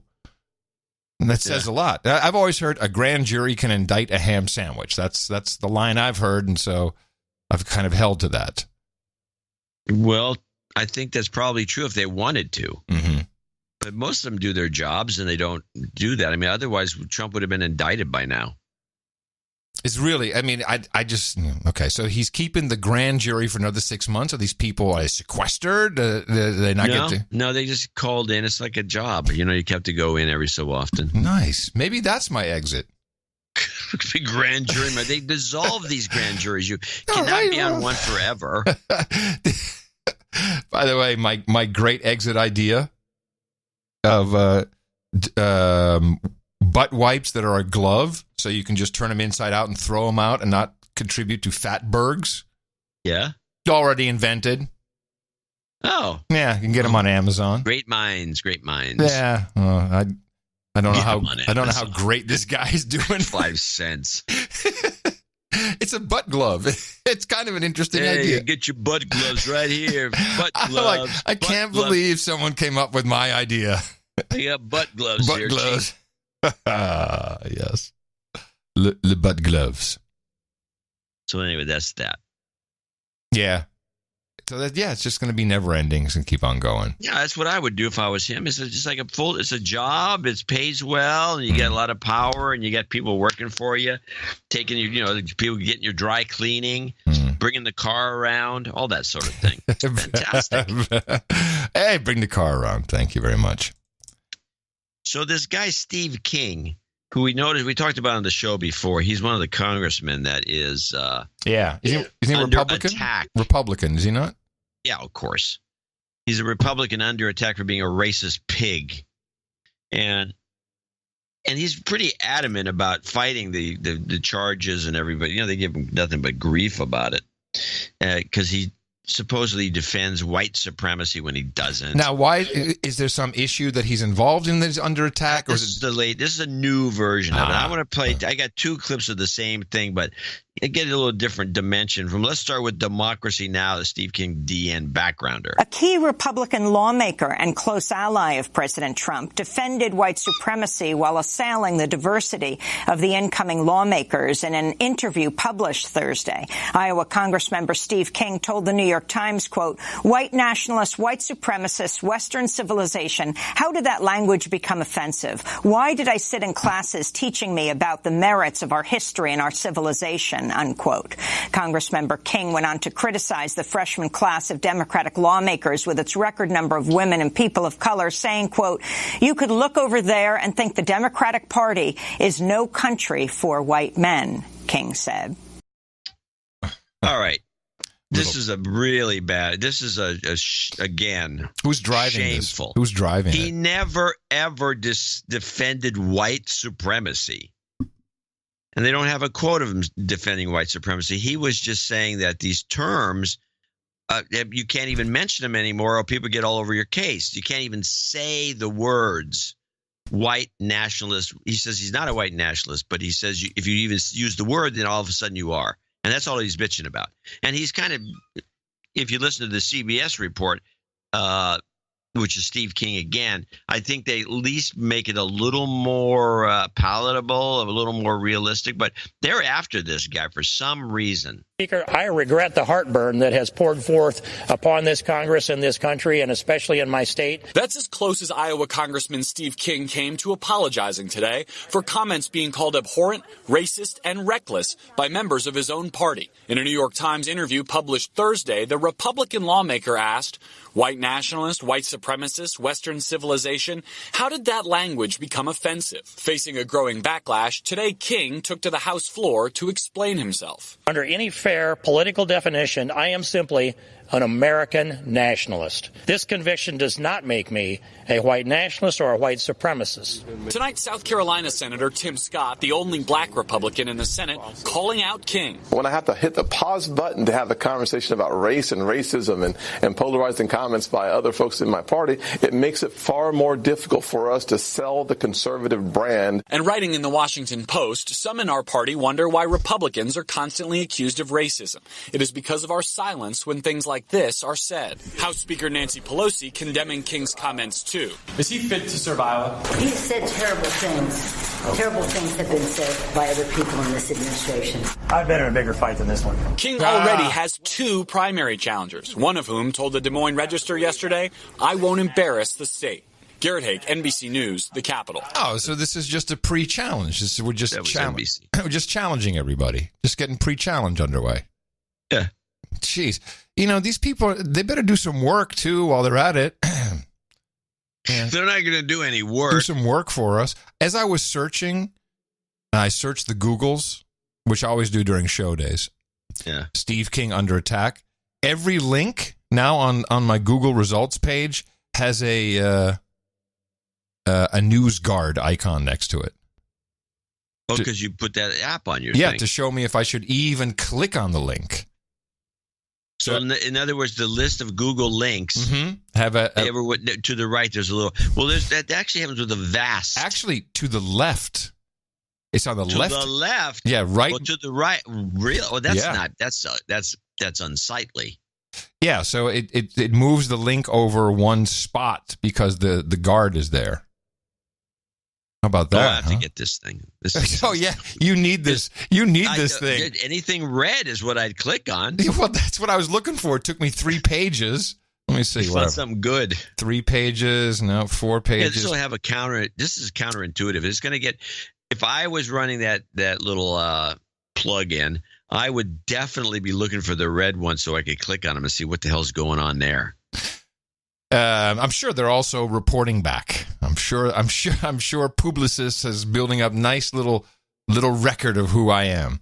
But you're right. Well, just get a VPN and then they can screw themselves. It's kind of nice because exactly as you say, when you do a Google search, you really want to get the red one. So here's my first red one, page 10, the Palmer Report. The That has a red be careful notice on it. Oh, what does Palmer have to say? Yesterday, we brought you the story of how Republican Congressman Sting of Iowa's long history of racism and gun fanaticism posted a racial attack against. It's actually seems like it's kind of anti-King. It's attacking him. Yes. Oh, well, he got that one right. No, he should get a red check mark, a green one. He's one of the good guys. Yeah. I mean, but every single other one is all green. Yeah. That's just. They need a yellow and an orange. They need 4 colors. Crooked Media has a new icon. It is gray and it has a dash. Oh, this website is still in the process of being rated by NewsGuard. Interesting.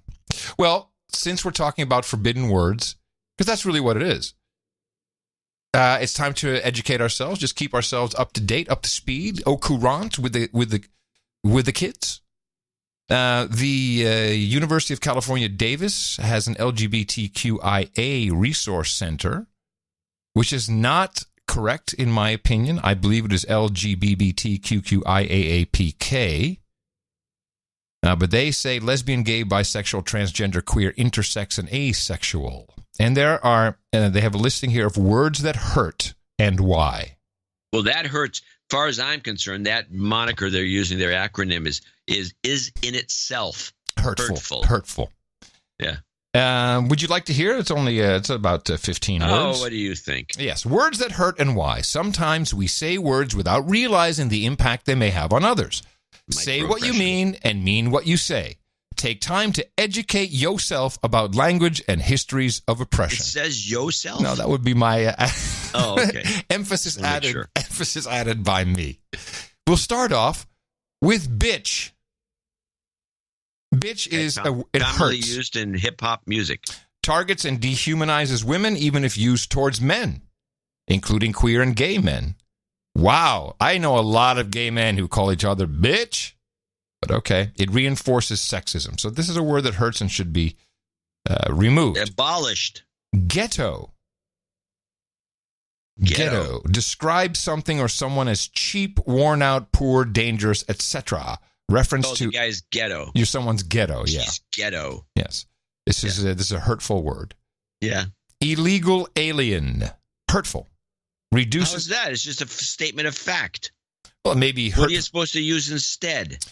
Let me see. Reduces undocumented immigrants to something less than human. Fixates on legal status instead of people as individuals. Asserts that like a perpetrator, asserts that some people belong here more than others do. Ignores political. Yes, the citizens. This is your California of Davis system UC thing. Asserts that some people belong here more than others do. Ignores political, social, and economic factors that impact people of color. Wow. Are all illegal aliens people of color? I don't think so. In fact, no, I know they're not. All right. Here's one that I've done.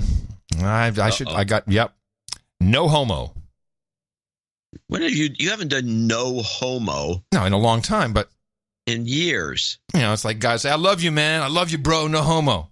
Yeah, it's a cornball thing that bros like to say. Stresses the speaker's heterosexuality, masculinity, and or other traits to avoid being perceived as LGBTQIA. Yeah. Goes to great lengths to avoid association with anything queer. I've always thought of it as just some dumb thing that people say because it's kind of funny. It was for a while until it didn't. Yeah, in the 80s. Yeah. Oh, boy. Uh-oh. Actually, you got away with it. What did you call AOC? What do you call her? An idiot. An idiot? And then you call her stupid? Any other words you've used? Any other words? Stupid and idiot. And I haven't used moron, but I could. Well, here are words that hurt. Retarded, lame, crazy, and dumb. I didn't use any of those words. I know, you skated right through it. Yeah. So it's okay to call someone an idiot. Yes. Or even a moron, but you can't call them dumb. No, stupid, you can call them stupid. Stupid. Yeah. You're stupid. Another phrase, that's so gay. Yeah, it's another late 80s phrase that's gone out of vogue. Yeah. Whore, hoe, or slut.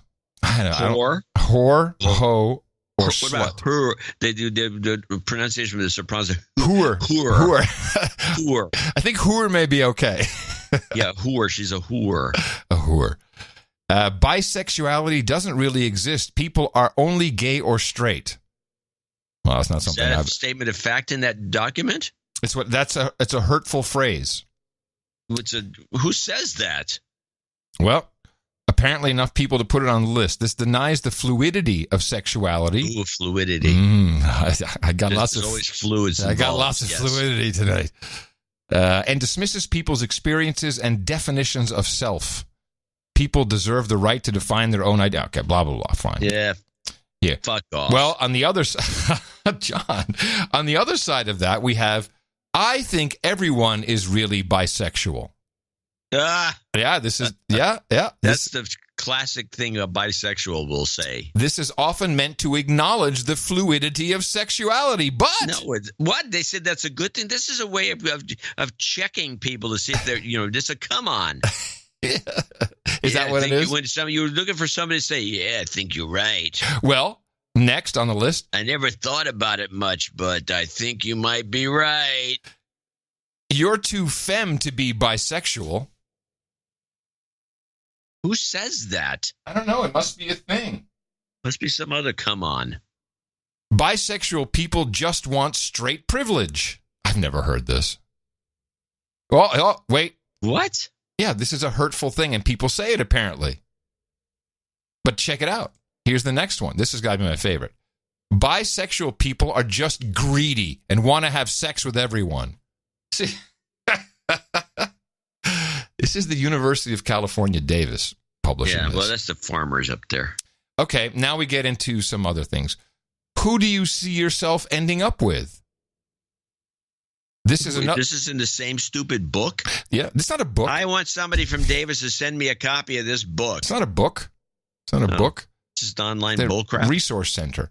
This is another way of implying one has to, quote, end up gay or straight and ignores bisexuality as an identity. There's an issue. Somebody who is bisexual wrote this. There's a big problem. Okay, so then we have people like this writing this stuff. It's just an agenda. Then we have tranny. I would never say that. Interesting, though, our official transsexuals of the show call themselves trannies, but whatever. And they don't mind us saying it. No. You just don't like doing it. This is my favorite. What is your real name? I mean the one you were given at birth. Yeah, this is, of course, dead naming. Any douchebag would say that's no big deal. You're not allowed to say he, she. Why? As in hyphenated, if you don't know, because you should find out before you use it, of course. Yeah, it's not good. It says impractical. Yeah. There's a lot of horrible things that I won't even say. This is my favorite. Thought. That's a big one these days. What? THOT. Thought. What does that mean? Thought. It's an acronym. That whore over there. Thought? Yeah.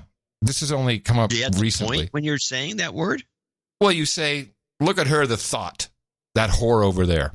I've never heard this. This is a big thing right now. It's a Where? Online. Austin? No, online. Let me tell you what's going on.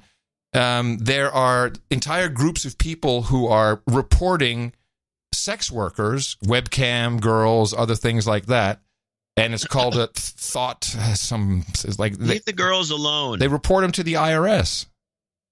Why? They don't make enough money that the IRS should care. It's called the thought audit. Some of them do, but I'm just telling you. You also can't use the word ugly anymore. Even if somebody's ugly? How about butt ugly? Is that better? It doesn't say. And this one, this is AOC needs to cut this out. You guys. She says that a lot. You guys. All right, you guys. And this is a no-no because it erases the identities of people who are in the room. Generalizing a group of people to be masculine. Wrong. I say it all the time to women. Yeah, well, it's wrong. And finally, I'm such a fat ass right now. So you can't say that about yourself. Because why? What if you're a big fat ass? The guy from Cincinnati. He says he's a fat guy from Cincinnati. Sir Colin, the friendly fat man from Cincinnati. You can't say, give him his money back. Well, we're not going to go that far. It demeans and devalues fatness and fat bodies.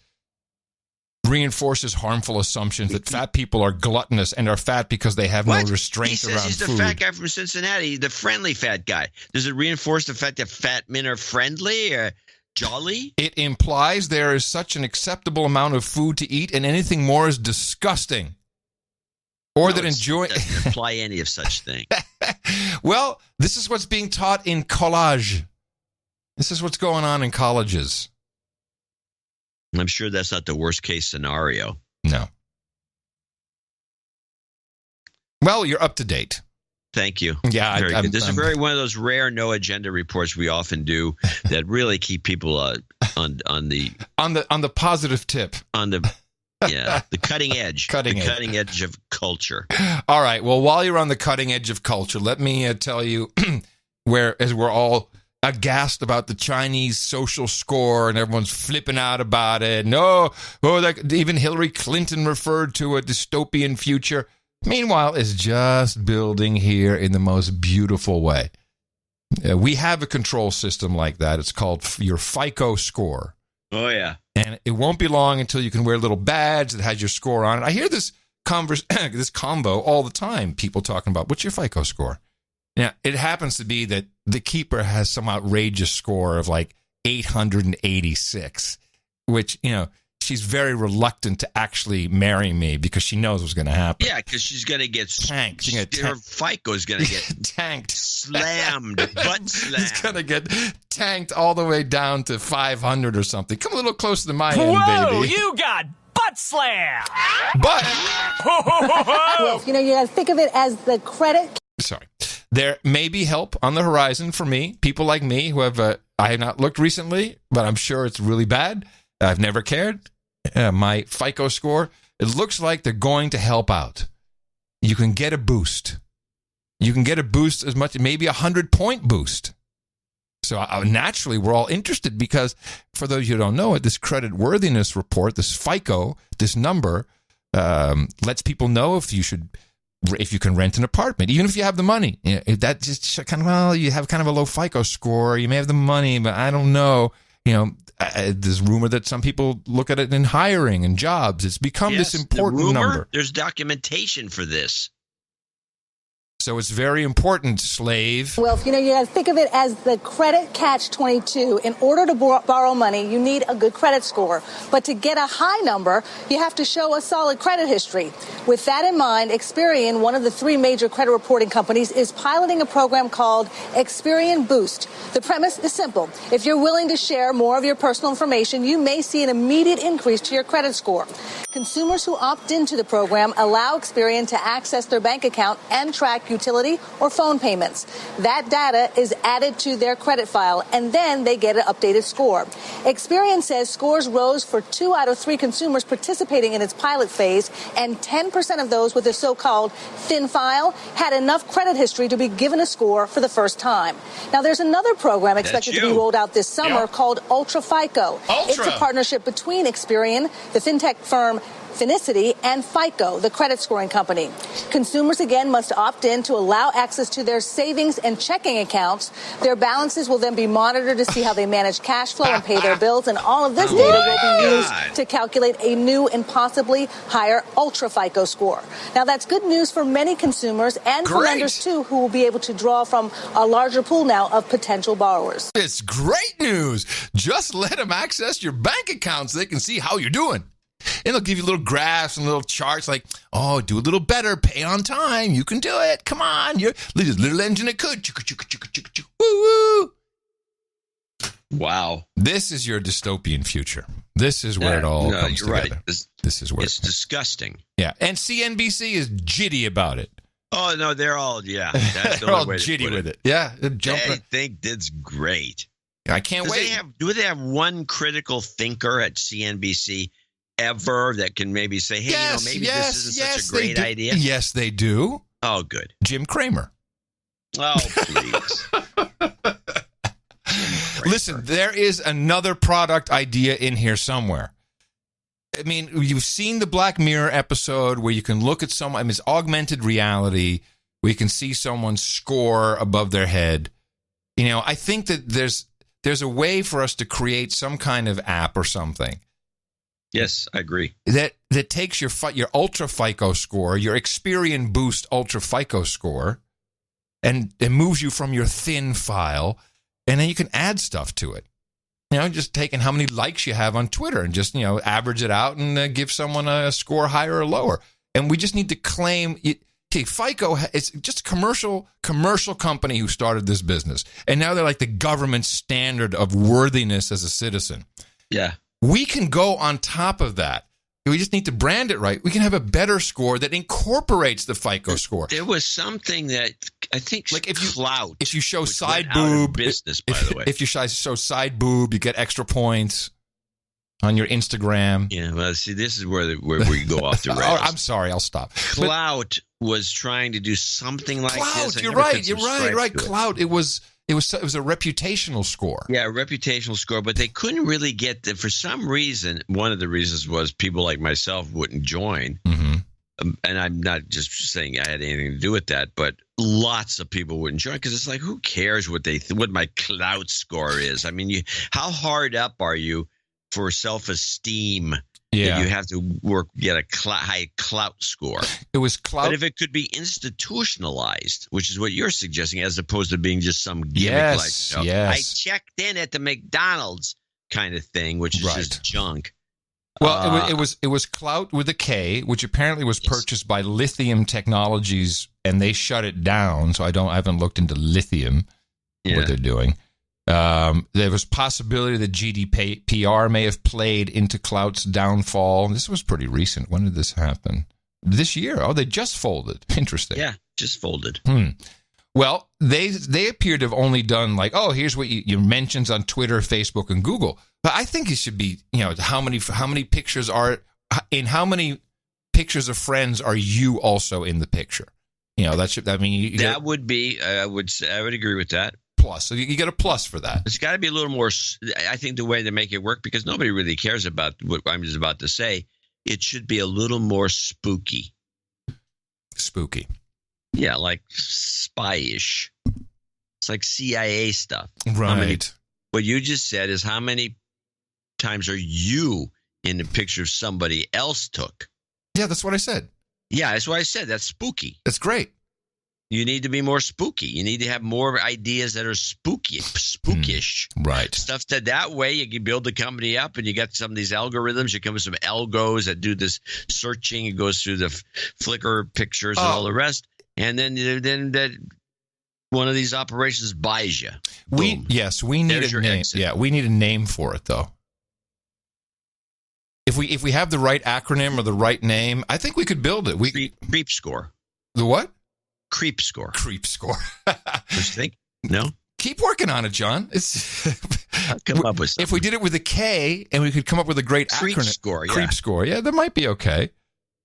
But it's too confusing. We want it to be something aspirational that people really go for. You're right. Creep score is negative. It has to be aspirational.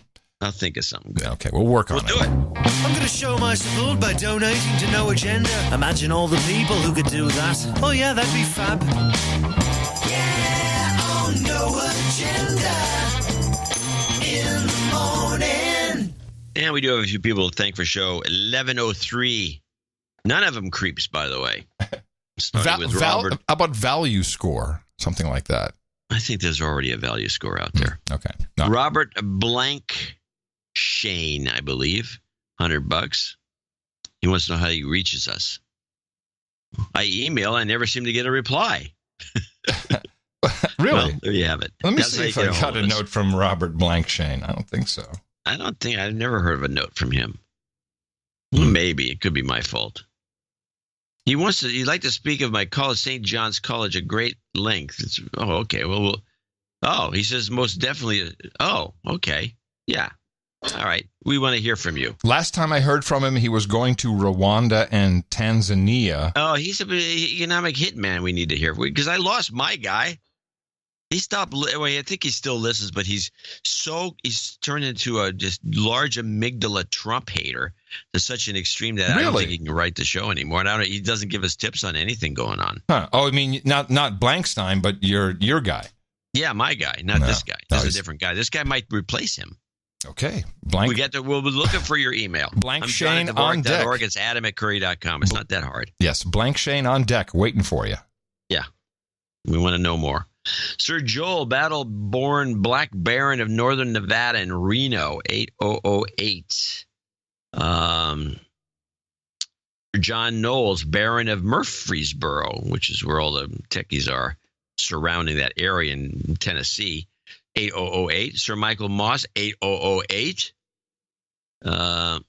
He says, I had to donate. Some joker put an old-timey calculator boob into some company's app. Sir Timothy Bashirs, Cookville, Tennessee. I think that's the Murphy Burles area. We got to do a meet up there. Yep. 6660. Sir Ray Jacobson, $57. Not Jake, 5678. And we have a birthday call for Ray. Yep. Christopher Dechter, parts unknown, 5678. Jonathan Evans, 5555. Patrick Simokowitz in Arlington, Virginia. Good area for people. Soon to be rebranded as National Landing by Amazon. Is that a joke that I'm not getting? It has to do with the Amazon opening up shop there. Got it. Viscount Jeff Gerlach in Lincoln, California. And the following people are, and he has a title change. I hope it's on there. I believe so. Was that what his note was about? Yeah. Yes, he becomes Viscount of. Well, I think he's Viscount. He's changing of. Yes, I have it here. We're good to go. Edward Dan. The following people are $50 donors. Name and location if appropriate, or if I have it. Edward Daniel, don't have it. Richard Gardner, don't have it. Jonathan Ferris in Liberal, Kansas. I wonder how they vote there. Brett Yo in Cantonsville, Maryland. Robert Bruckner, Phil Watterson, Kimberly Redmond in Toronto, Ontario. Mario Bajarano, I think. So thanks for getting me through the graveyard shifts in Brownsville, Texas. Robert Kerbeck in Essexville, Michigan. Pate Schnakes. Sir Pate. He's more than a sir. I think he's up there in an Earl or something. Oh, yeah. Robert Weber in San Jose, California. Mark Johnson in Aurora, Colorado. Elliot Gardner in New York, Pennsylvania. He's got a whole bunch of birthdays. I'm calling out to here and there. Let me just see. Sir Andrew Gardner's daughter, Mickey. Happy first birthday on January 12th. Sir Andrew donated for his first human resource, who was unnamed at the time. Her name is Coon Beckett Gardner. Coon? K-O-A-C-O? No, that can't be right. Cone? Yeah, it'd be Cone. Oh, it's his name. Okay. Yes. All right. Cone Beckett Gardner, born December 27th. Welcome, human resource. Welcome, citizen. Jason Clegg in San Diego. Dame Patricia Worthington, who owns half of Florida. Apparently. Always donates, and we appreciate it a lot. And Brandon Savoy in Port Orchard, Washington. I think he's a sir. Quite and likely. That is pretty much our group of well-wishers and producers for show 1103. I want to thank each and every one of them and those who donate lesser amounts for supporting this particular episode. Yes, and thank you so much. Because of our model, the way we work this show, that it is completely supported by the people who enjoy the program, but you're really producing it. That's why you're all known as producers. We don't have to deal with such things as, giving our audience members a flu shot, like happened on the Golden Globe Awards. This is like that's what Rite Aid had to do. By the way, irony of Rite Aid sponsoring flu shots for celebrities on the Golden Globes. The New York Stock Exchange is warning Rite Aid they will be delisted if their shares fall below $1, and they're close. So maybe they need time for the reverse split. Yeah, right.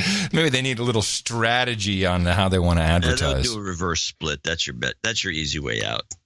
Meetup news. So we still have the 22nd of February on deck in Des Moines, Iowa.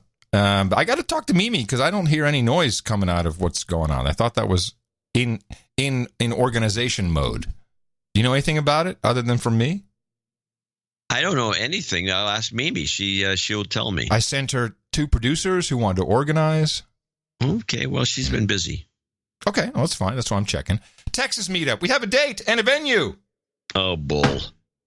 March 2nd, Saturday, March 2nd.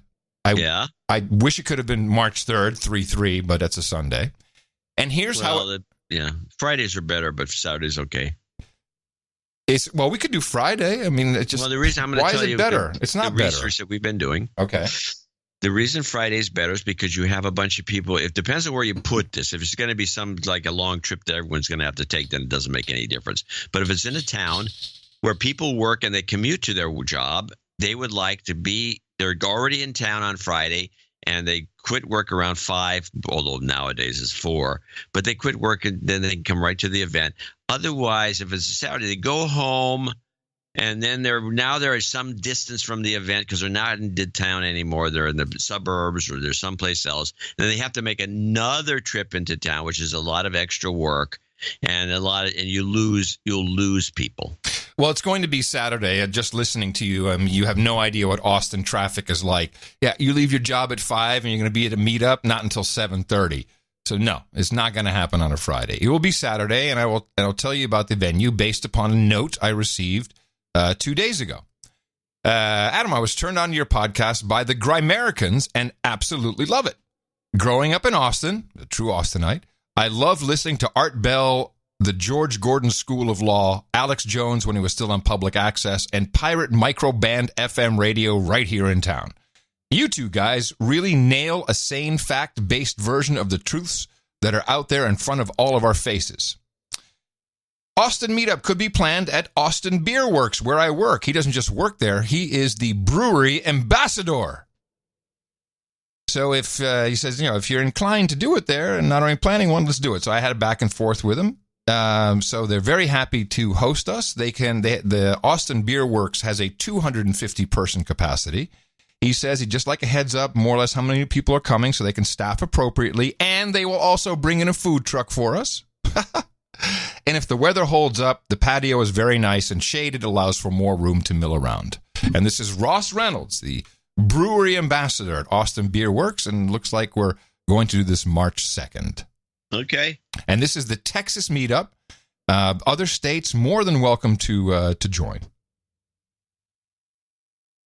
You might get somebody coming in from Louisiana, maybe, or I think we got Arkansas. I think we have Arkansas, Oklahoma. Probably some people crossing the Rio Grande. Yeah, there could be some Mexicans. You get some Mexican listeners. Well, I'm very excited about it, and it's the perfect timing because we're back from from Des Moines. It's also before South by Southwest. It's a good time to do this, and we will be sending out emails soon to Texas and states in the surrounding area so that everyone is reminded of this, and it'll also go on meetup.com. And this is going to be good. It's the big Texas meet. We need some jingles. Yeah, this is the long-awaited, always underrated Texas meetup, March 2nd, Austin, Texas. Yeah, Austin Beer Works. People, if you're going to get one, you get 50. I think we can have 100 people at this thing. Yeah, well, that's what everyone thinks. Thanks for being so positive, John. Right there. Thanks, buddy. Fantastic. And again, thank everybody who supported the program today. Also, those coming in under $50 for their own reasons, namely anonymity, but also a lot of people on subscriptions. Please take a look at this. You can also donate any amount you want. Whatever you think this show is worth as you finish listening to it, you send us that amount. And that's how the value for value system works. And remember, another show coming up on Sunday. Remember us at Dvorak.org/NA. Jobs, jobs, jobs, and jobs. Let's vote for jobs. You've got karma. It's your birthday. And today is the 13th of January, 2019. We have a couple of belated birthdays. You heard him earlier. Sir Collins says happy birthday to Eamon. celebrated on the 10th of January. Elliot Gardner says happy birthday to Sir Andrew Gardner's daughter, Mickey. She turned 1 yesterday.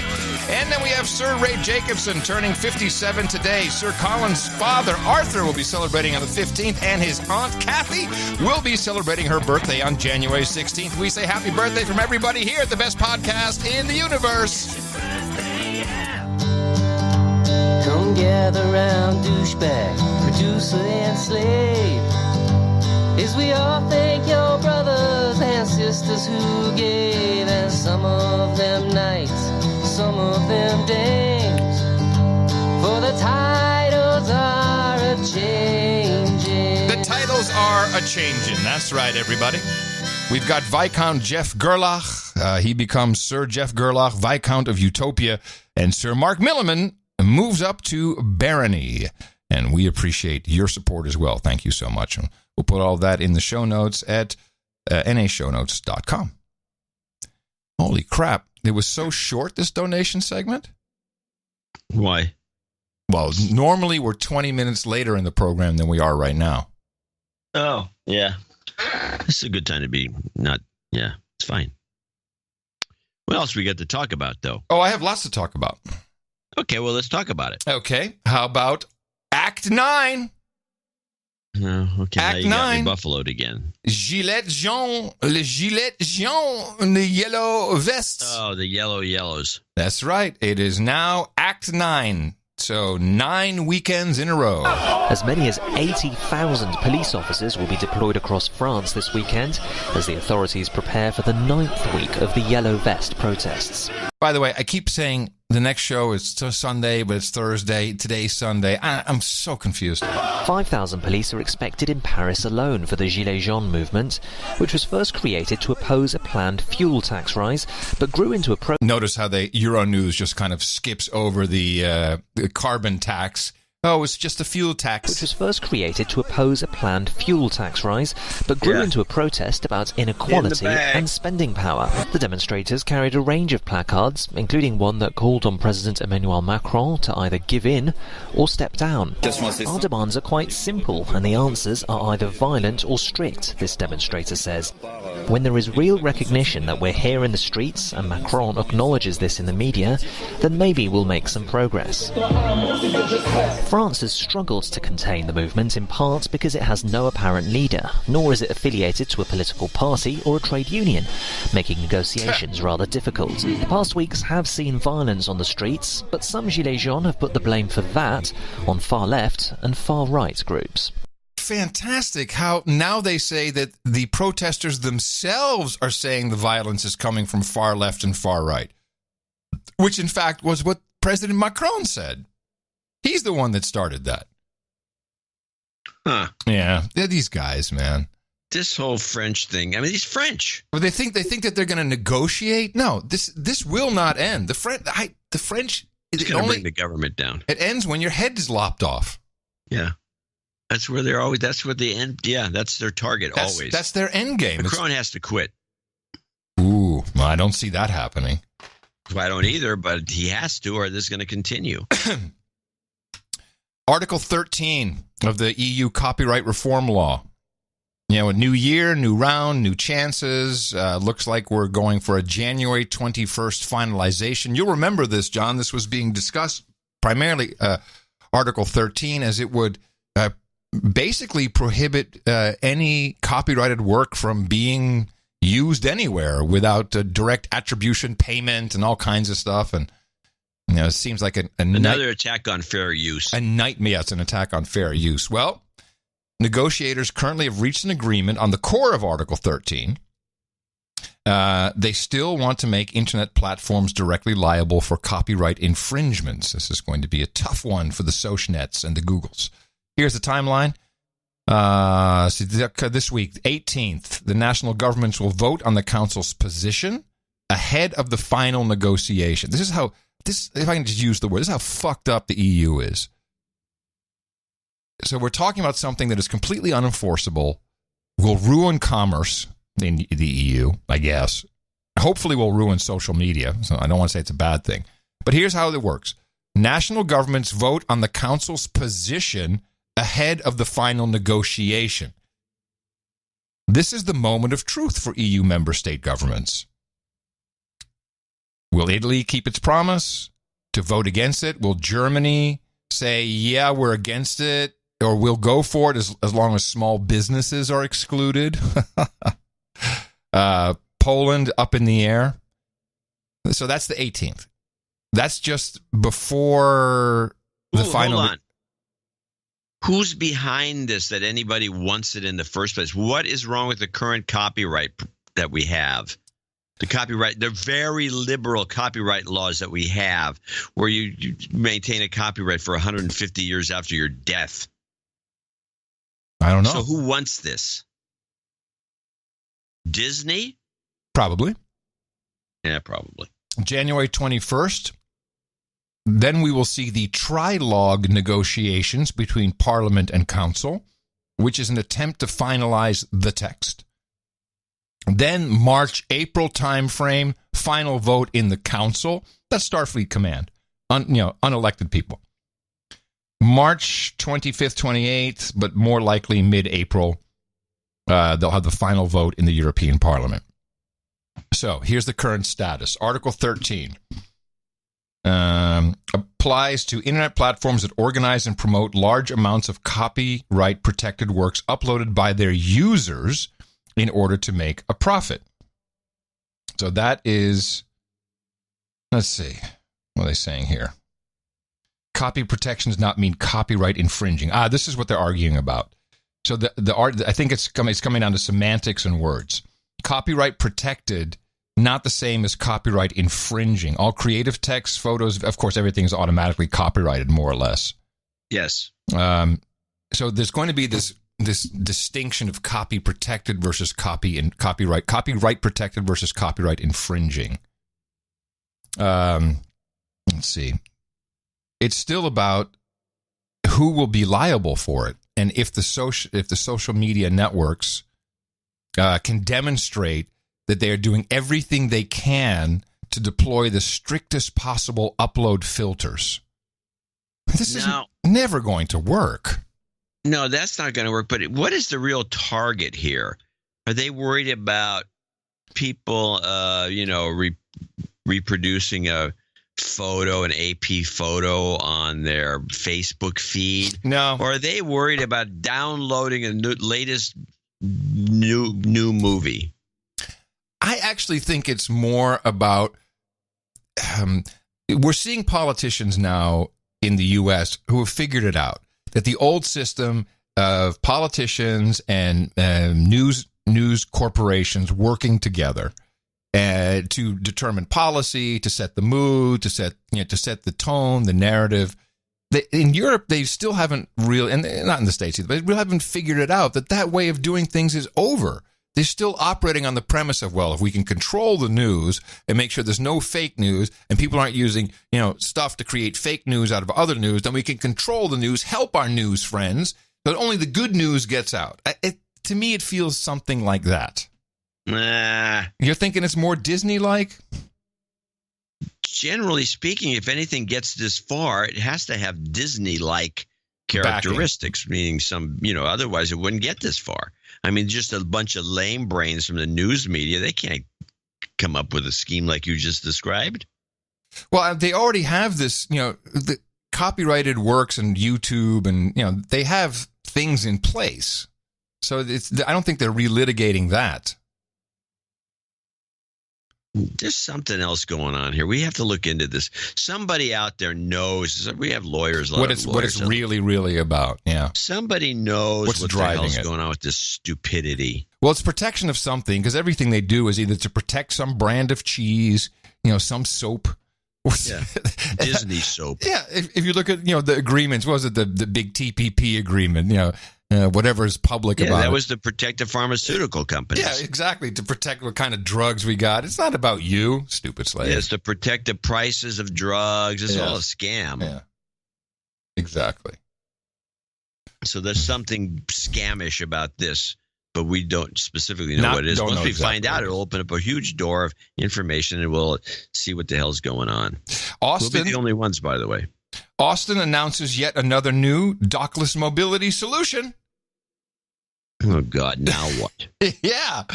Let's see what the name of this outfit is. Ojo. O-J-O. Ojo Electric announced Austin will be the launch of its first sit-down scooter service. Woohoo! Oh, that's got to really look stupid. Oh, you know what I would say? If it wasn't... How do you spell it? O-J-O Electric. If I didn't learn right now to not be able to say this, I would say these scooters look so gay. But I'm not allowed to say. Can't say that. Vespa-esque in design, the light electric vehicles hit speeds of 20 miles. The commuter scooter by Ojo Electric. Look at that thing. How many are they deploying? We already have, 9,000 scooters. God knows how many bikes. It looks like you know what it looks like? It looks like a Vespa with no motor. Yeah, it does look like a Vespa. And it has a little box on the back that you can put your dog. You're going down the street with this dangerous little guy. Can't get if he gets to 25 miles an hour, it'd be a miracle. No, 20. 20 is Austin regulation. 20 miles an hour. But it has that little box on the back. You can put your dog in there. It says, little baskets. It's got baskets. What am I hearing? I don't want to say, well. What am I hearing there, John? What's going on? I'm playing the video. Oh, okay. No, I understand. I'll kill it. Usually you can't hear it. Motion alarm said I turned off the sound. Wireless key fob. Ooh. 25-mile range. Oh, brother. Top speed, 20. You're right. Yeah. That is the top speed. It's a piece of crap. Yeah. And just more shit on the sidewalk. Yeah. Well, there are people are taking it on their yacht. That's what they're doing. They took a little drive to their yacht and they threw it in the back. Meanwhile, although people are getting hurt, and I don't like to see that, people are going to get hurt with all these things. Something beautiful is happening in Switzerland. The Lime scooters all received a software update, which is an over-the-air update. And I'll read the headline. Lime halts scooter service in Switzerland after possible software glitch. Throws users off mid-ride. Yes, here's what happens. So you're riding along at 20 miles an hour, and then all of a sudden its anti-theft kicks in, which locks the whole thing up. And you go, flying, yeah. Boom. This is the way to do it. We got to get into their updates. Can you imagine? You hit it and it goes backwards. There's all kinds of cool stuff we could do. Now, I don't want people getting hurt. But there's another one that right after this ran off of YouTube, another one called the Xiaomi Mi electric scooter review by some millennial who's got he's got the throat beard. He's got the whole scruffy look to him. And he's going on and on, mostly promoting himself, but he's going to eventually review a scooter. I don't think we need this. In the cities of Basel and Zurich, scooters have been taken off the road for safety checks after multiple reports of people injuring themselves after their scooters braked abruptly while in use. The company sent out a notice to users presented in screenshots below. In German, the folder. Okay. No, it currently is investigating whether the malfunction is due to a software fault where an update of the software causes a scooter inadvertently to reboot during a ride, thus engaging the anti-theft immobilization system. But if you've been thrown off, they will give you a 15-minute credit. What? They should give you a doctor's appointment and all the injuries fixed. You get killed to get thrown off something like that. This shit show is just starting. It's really funny though. And then we get these. I looked at that the article about the Vespa scooter. Was it the Ojo? Yeah, look Ojo. at that. Anyone if you're listening, go look at the show notes when they're up. NAshownotes.com. And you can see this map of where all these things are deployed. It's really a small area of downtown where they're just flooding the place. And we walk on the street, it's just everywhere. There's things laying around. Scooters, bikes, now these Vespas. People don't give a shit about God.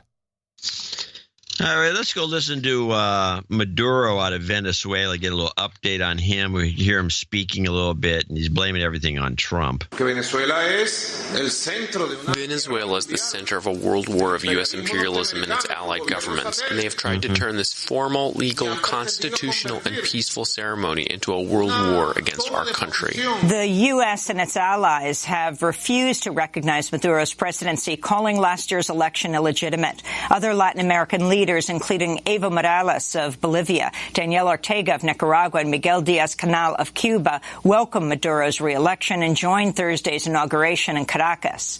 The Trump administration's continued to ratchet up sanctions against Venezuela, even as its economy faces hyperinflation with severe shortages of food and medicine. About 3 million Venezuelans have left the country in recent years, with many settling in Colombia and Brazil.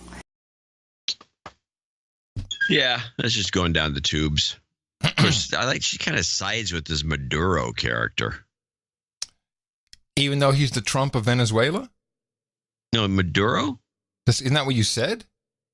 No, he's blaming Trump. Oh, he's blaming Trump. I was going to say. No, he's not the Trump of Venezuela. That would be worse. Of course she's on board. Because we have immigration, illegal entry, let's just say that. Illegal entry because we fucked up all the South American countries. That's basically that's the story right there, which is also Trump's fault. Yeah, somehow. Yeah, 40 years, 50 years of policy is Trump's fault. That makes sense. Well, what also makes sense is to flash back for a moment. The news came to us that the brain damage caused to employees of the United States Embassy in Cuba, that really just was because of crickets. And it's just crickets. And we did get a note from someone. Oh, yeah. We got notes from people who live in the region. And I've said I've heard crickets all my life. I don't have brain damage. That's what he says. We can't prove it, of course. Could have. But these people were, were physically ill, but the word came out. It's crickets. Everyone's like, oh, what a joke! Wow, so glad it was just crickets. Wasn't some directed energy weapon or anything. Oh man, woo, that's good. I think all the M5M are on board. Everyone is good with it. Everyone's cool to go, right? Have you seen anything else? Then oh wow, jeez, we're a bunch of dopes. It was just crickets. I'd like to just go back to the Andrea Mitchell show on MSNBC. For her reporting when this first took place, and just recognize what she was saying and what her sources are. The bizarre incidents beginning last October left a group of U.S. diplomats with severe hearing loss, blamed on what one official says could have been a surveillance device, deployed inside or outside the Americans' Havana residences, which are all owned by Cuba's government. Several U.S. agencies, the CIA, FBI, and State Department's Diplomatic Security Service are all investigating. We don't know exactly where this came from, okay? We can't blame any one individual or a country at this point yet. An investigation is underway. We take that very seriously. Canada also says some of its diplomats in Havana also suffered symptoms. El Ministerio enfatiza categóricamente. In Havana, a Cuban newscaster says the government is investigating and, quote, Cuba has never nor would it ever allow that the Cuban territory be used for any action against accredited diplomatic agents or their families. So who's responsible? Perhaps a third country. Some suggest possibly even Russia, where there has been a surge of harassment and outright attacks against U.S. diplomats in recent years. Or just a surveillance attempt gone terribly wrong, says a former CIA veteran. I personally think it was an accident, a surveillance attempt. I do not think the Cubans would attack us physically like that, especially given the timing. The U.S. has already expelled 2 Cuban diplomats from Washington because of the unexplained illnesses in Havana. Only a first step, depending on the investigation. Andrea Mitchell, NBC News, Washington. Oh, no! Oh, no! So it was not the CIA. It was not any other intelligence service. It was not the shill she brought in. It was none of those people. It was not the State Department who said this was crickets. It was a bunch of jamokes who took a recording from Associated Press that they say was the recording, and they matched up the waveform, looked just like crickets. Mystery solved. Everybody's on board. Bullshit. Disgusting. I don't get how everybody got on board after those early reports. We played both of the ones that we had in the archives. And it doesn't make any sense unless the early reporting was completely bullcrap. Well, it doesn't sound like it. It sounds like all of their stuff that's really true. Yeah, it sounds very believable, and seems like they did some work on it, and they even brought a CIA shill in there who kind of hemmed and hawed, which was made with, at the time, that's what I thought. I said, well, CIA had something to do with this because of the way that guy reacted. But the rest of this is crazy. And it's being dropped. Nobody's going to follow up on this. Some kind of memo went out, and I was like, okay, it's crickets. Shut up. That's your news. Yeah, that's your news. Have you heard about the Earth's magnetic field moving faster than expected? Well, I would expect to hear something like that, but... Well, it's starting to get a little bit of reporting. Okay. We know it's wandering a bit. Well, it always does, and as an aviator, it flips every so often. Yeah, well, as an aviator, you often have to have your because you have magnetic north and true north, and you have to have your compass adjusted when magnetic north changes, and this happens typically at a 15 mile per hour rate. They kind of, it's we have. I guess you didn't know the Earth is filled with all kinds of liquid molten goo that is magnetic. And now it's picked up its pace, and the goo is moving at almost 50 miles an hour, pushing the actual North Pole, magnetic North Pole, closer to Siberia. And the only place you really hear about this right now is people who work on GPSs and stuff like that, because you have to change some of the code to take these small deviations into account. But you don't think that could change anything on, like, I don't know, a global scale, do you? Well, like what? What are you suggesting? I don't know, the weather? Well, change the rotation. Do we get another wobble, or do we wobble more? Or I don't think we wobble more unless they gabagoo in the middle is getting unbalanced. That'd be kind of interesting. Well, that's what it seemed. Well, no one knows. Geologists don't understand. Nobody knows anything. Right. But yet climate change is we're all in, science is in, shut up, it's all good to go. We don't even know what's happening inside the Earth. I didn't know it was increasing. Yes. Well, maybe we're ready for a flip. I mean, it could happen in our lifetime. Seems unlikely. I thought we had a flip. I thought we had a flip a couple of years ago. It flipped. No, we didn't have a flip a couple of years ago. I thought we did. In your lifetime? Yes. Where the poles reversed. The north was south and the south was north? Are you kidding me? I'm not kidding you that I remember something like that. Yeah, pole reversal. The poles have reversed frequently over the history of the planet. The last reversal, was only 780,000 years ago. In my lifetime. Yeah, well, you're an old man then. Okay. So 780,000 years or so, it reverses. We're about due. But what they're expecting, they don't talk about this so much, is that in the process of reversing, the poles actually, there's not enough influence, north and south pole, that it kind of shuts down before it flips.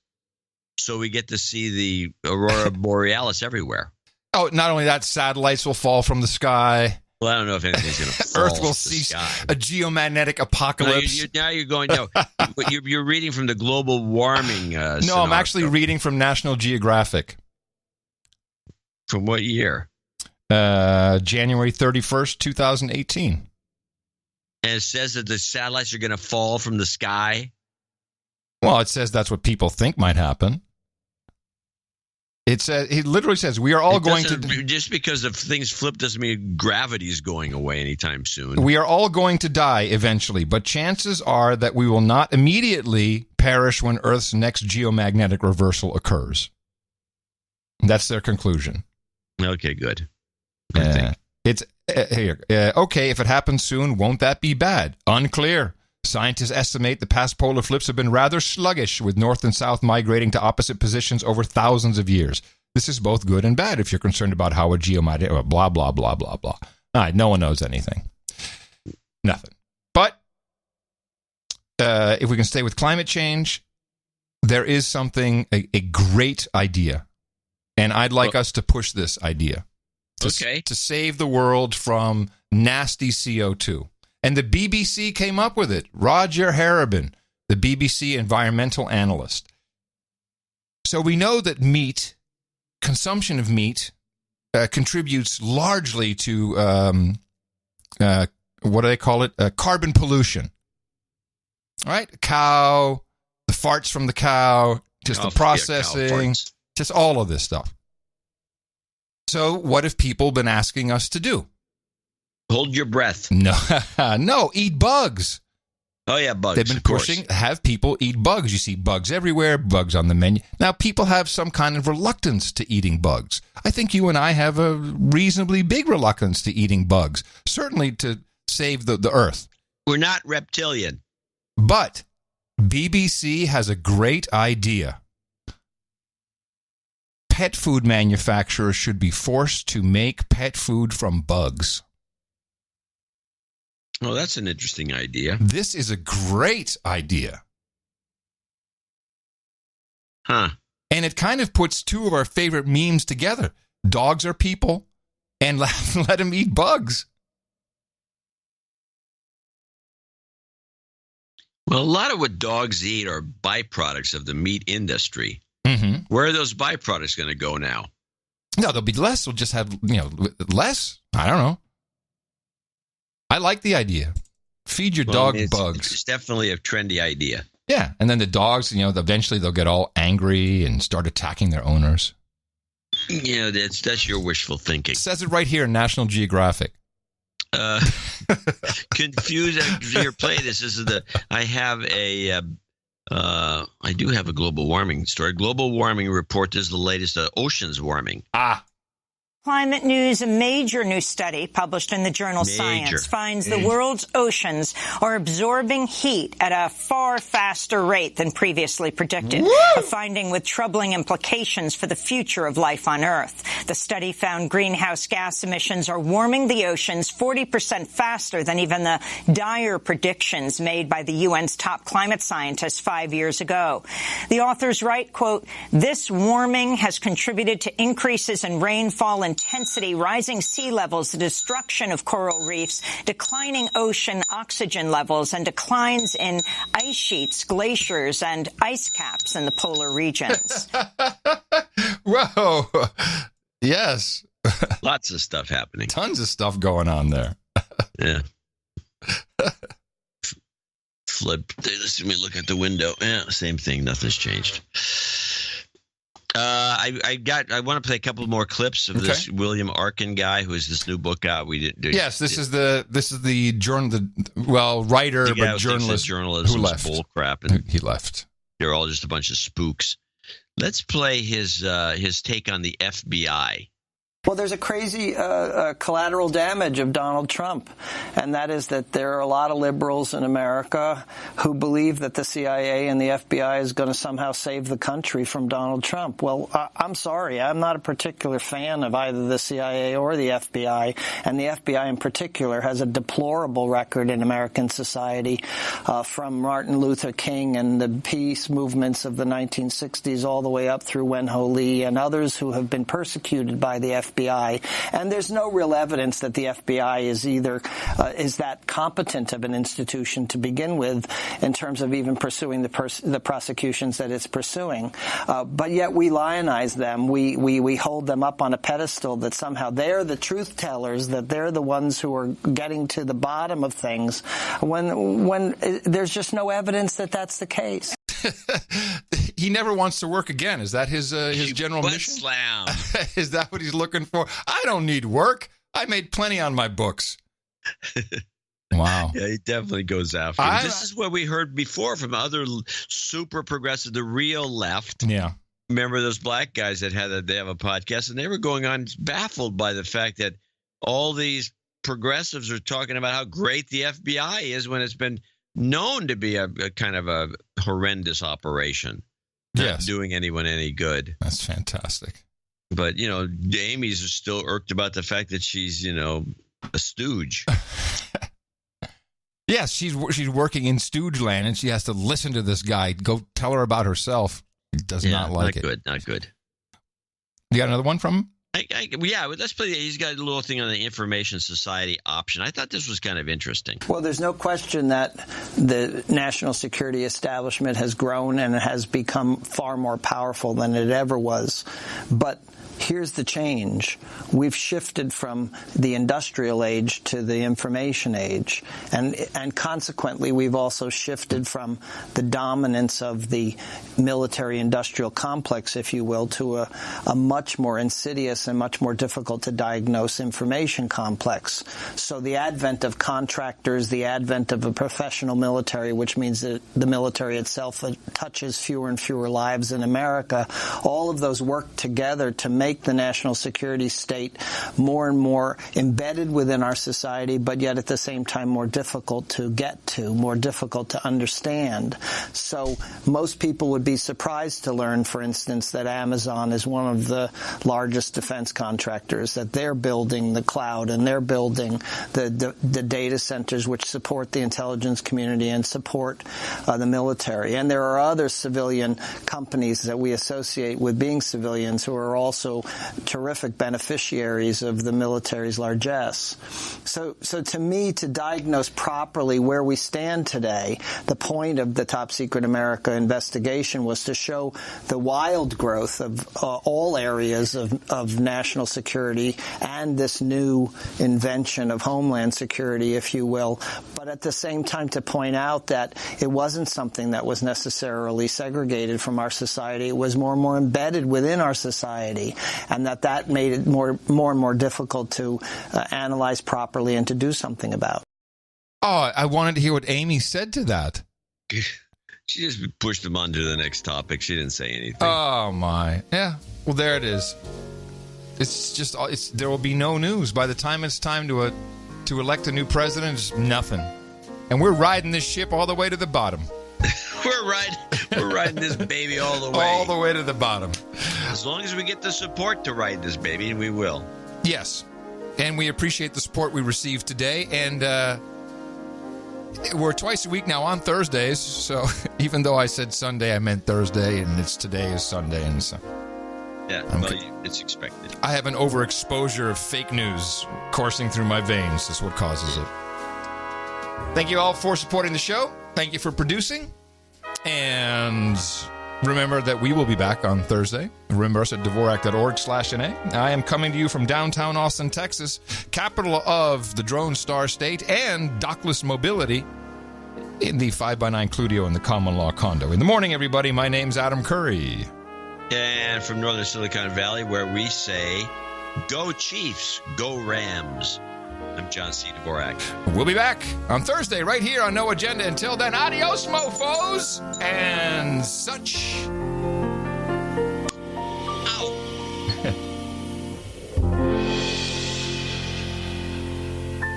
In the morning. Everyone is trying to figure out who the Democrats will run. I have plenty of time to consider whether or not to run for the president. We have really qualified people out there. Interesting results here. First of all, almost a third, 29%, said someone else. I don't know. Senator Ojeda tells 13 News he's stepping down in order to focus on his run for president in 2020. George W. Bush, everybody said, oh, he's the one you could want to have a beer with. Yeah, he'll make a great president because we want to get drunk with him. Yeah. Is that worse for a woman, though, that whole idea? Well, I think that women are held to a different standard. Hold on a sec. I'm going to get me a beer.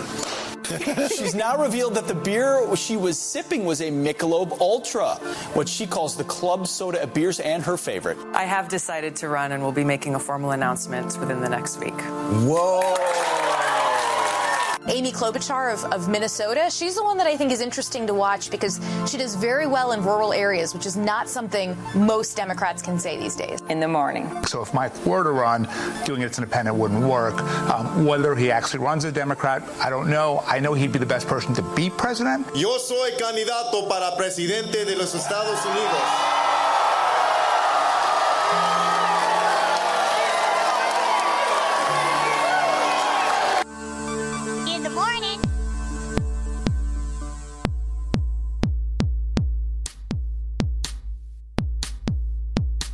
There's no video of President Trump sucking a ding-dong. I never sucked any ding-dongs. Sucking a ding-dong. Sucking a ding-dong. I never sucked any ding-dongs. Sucking a ding-dong.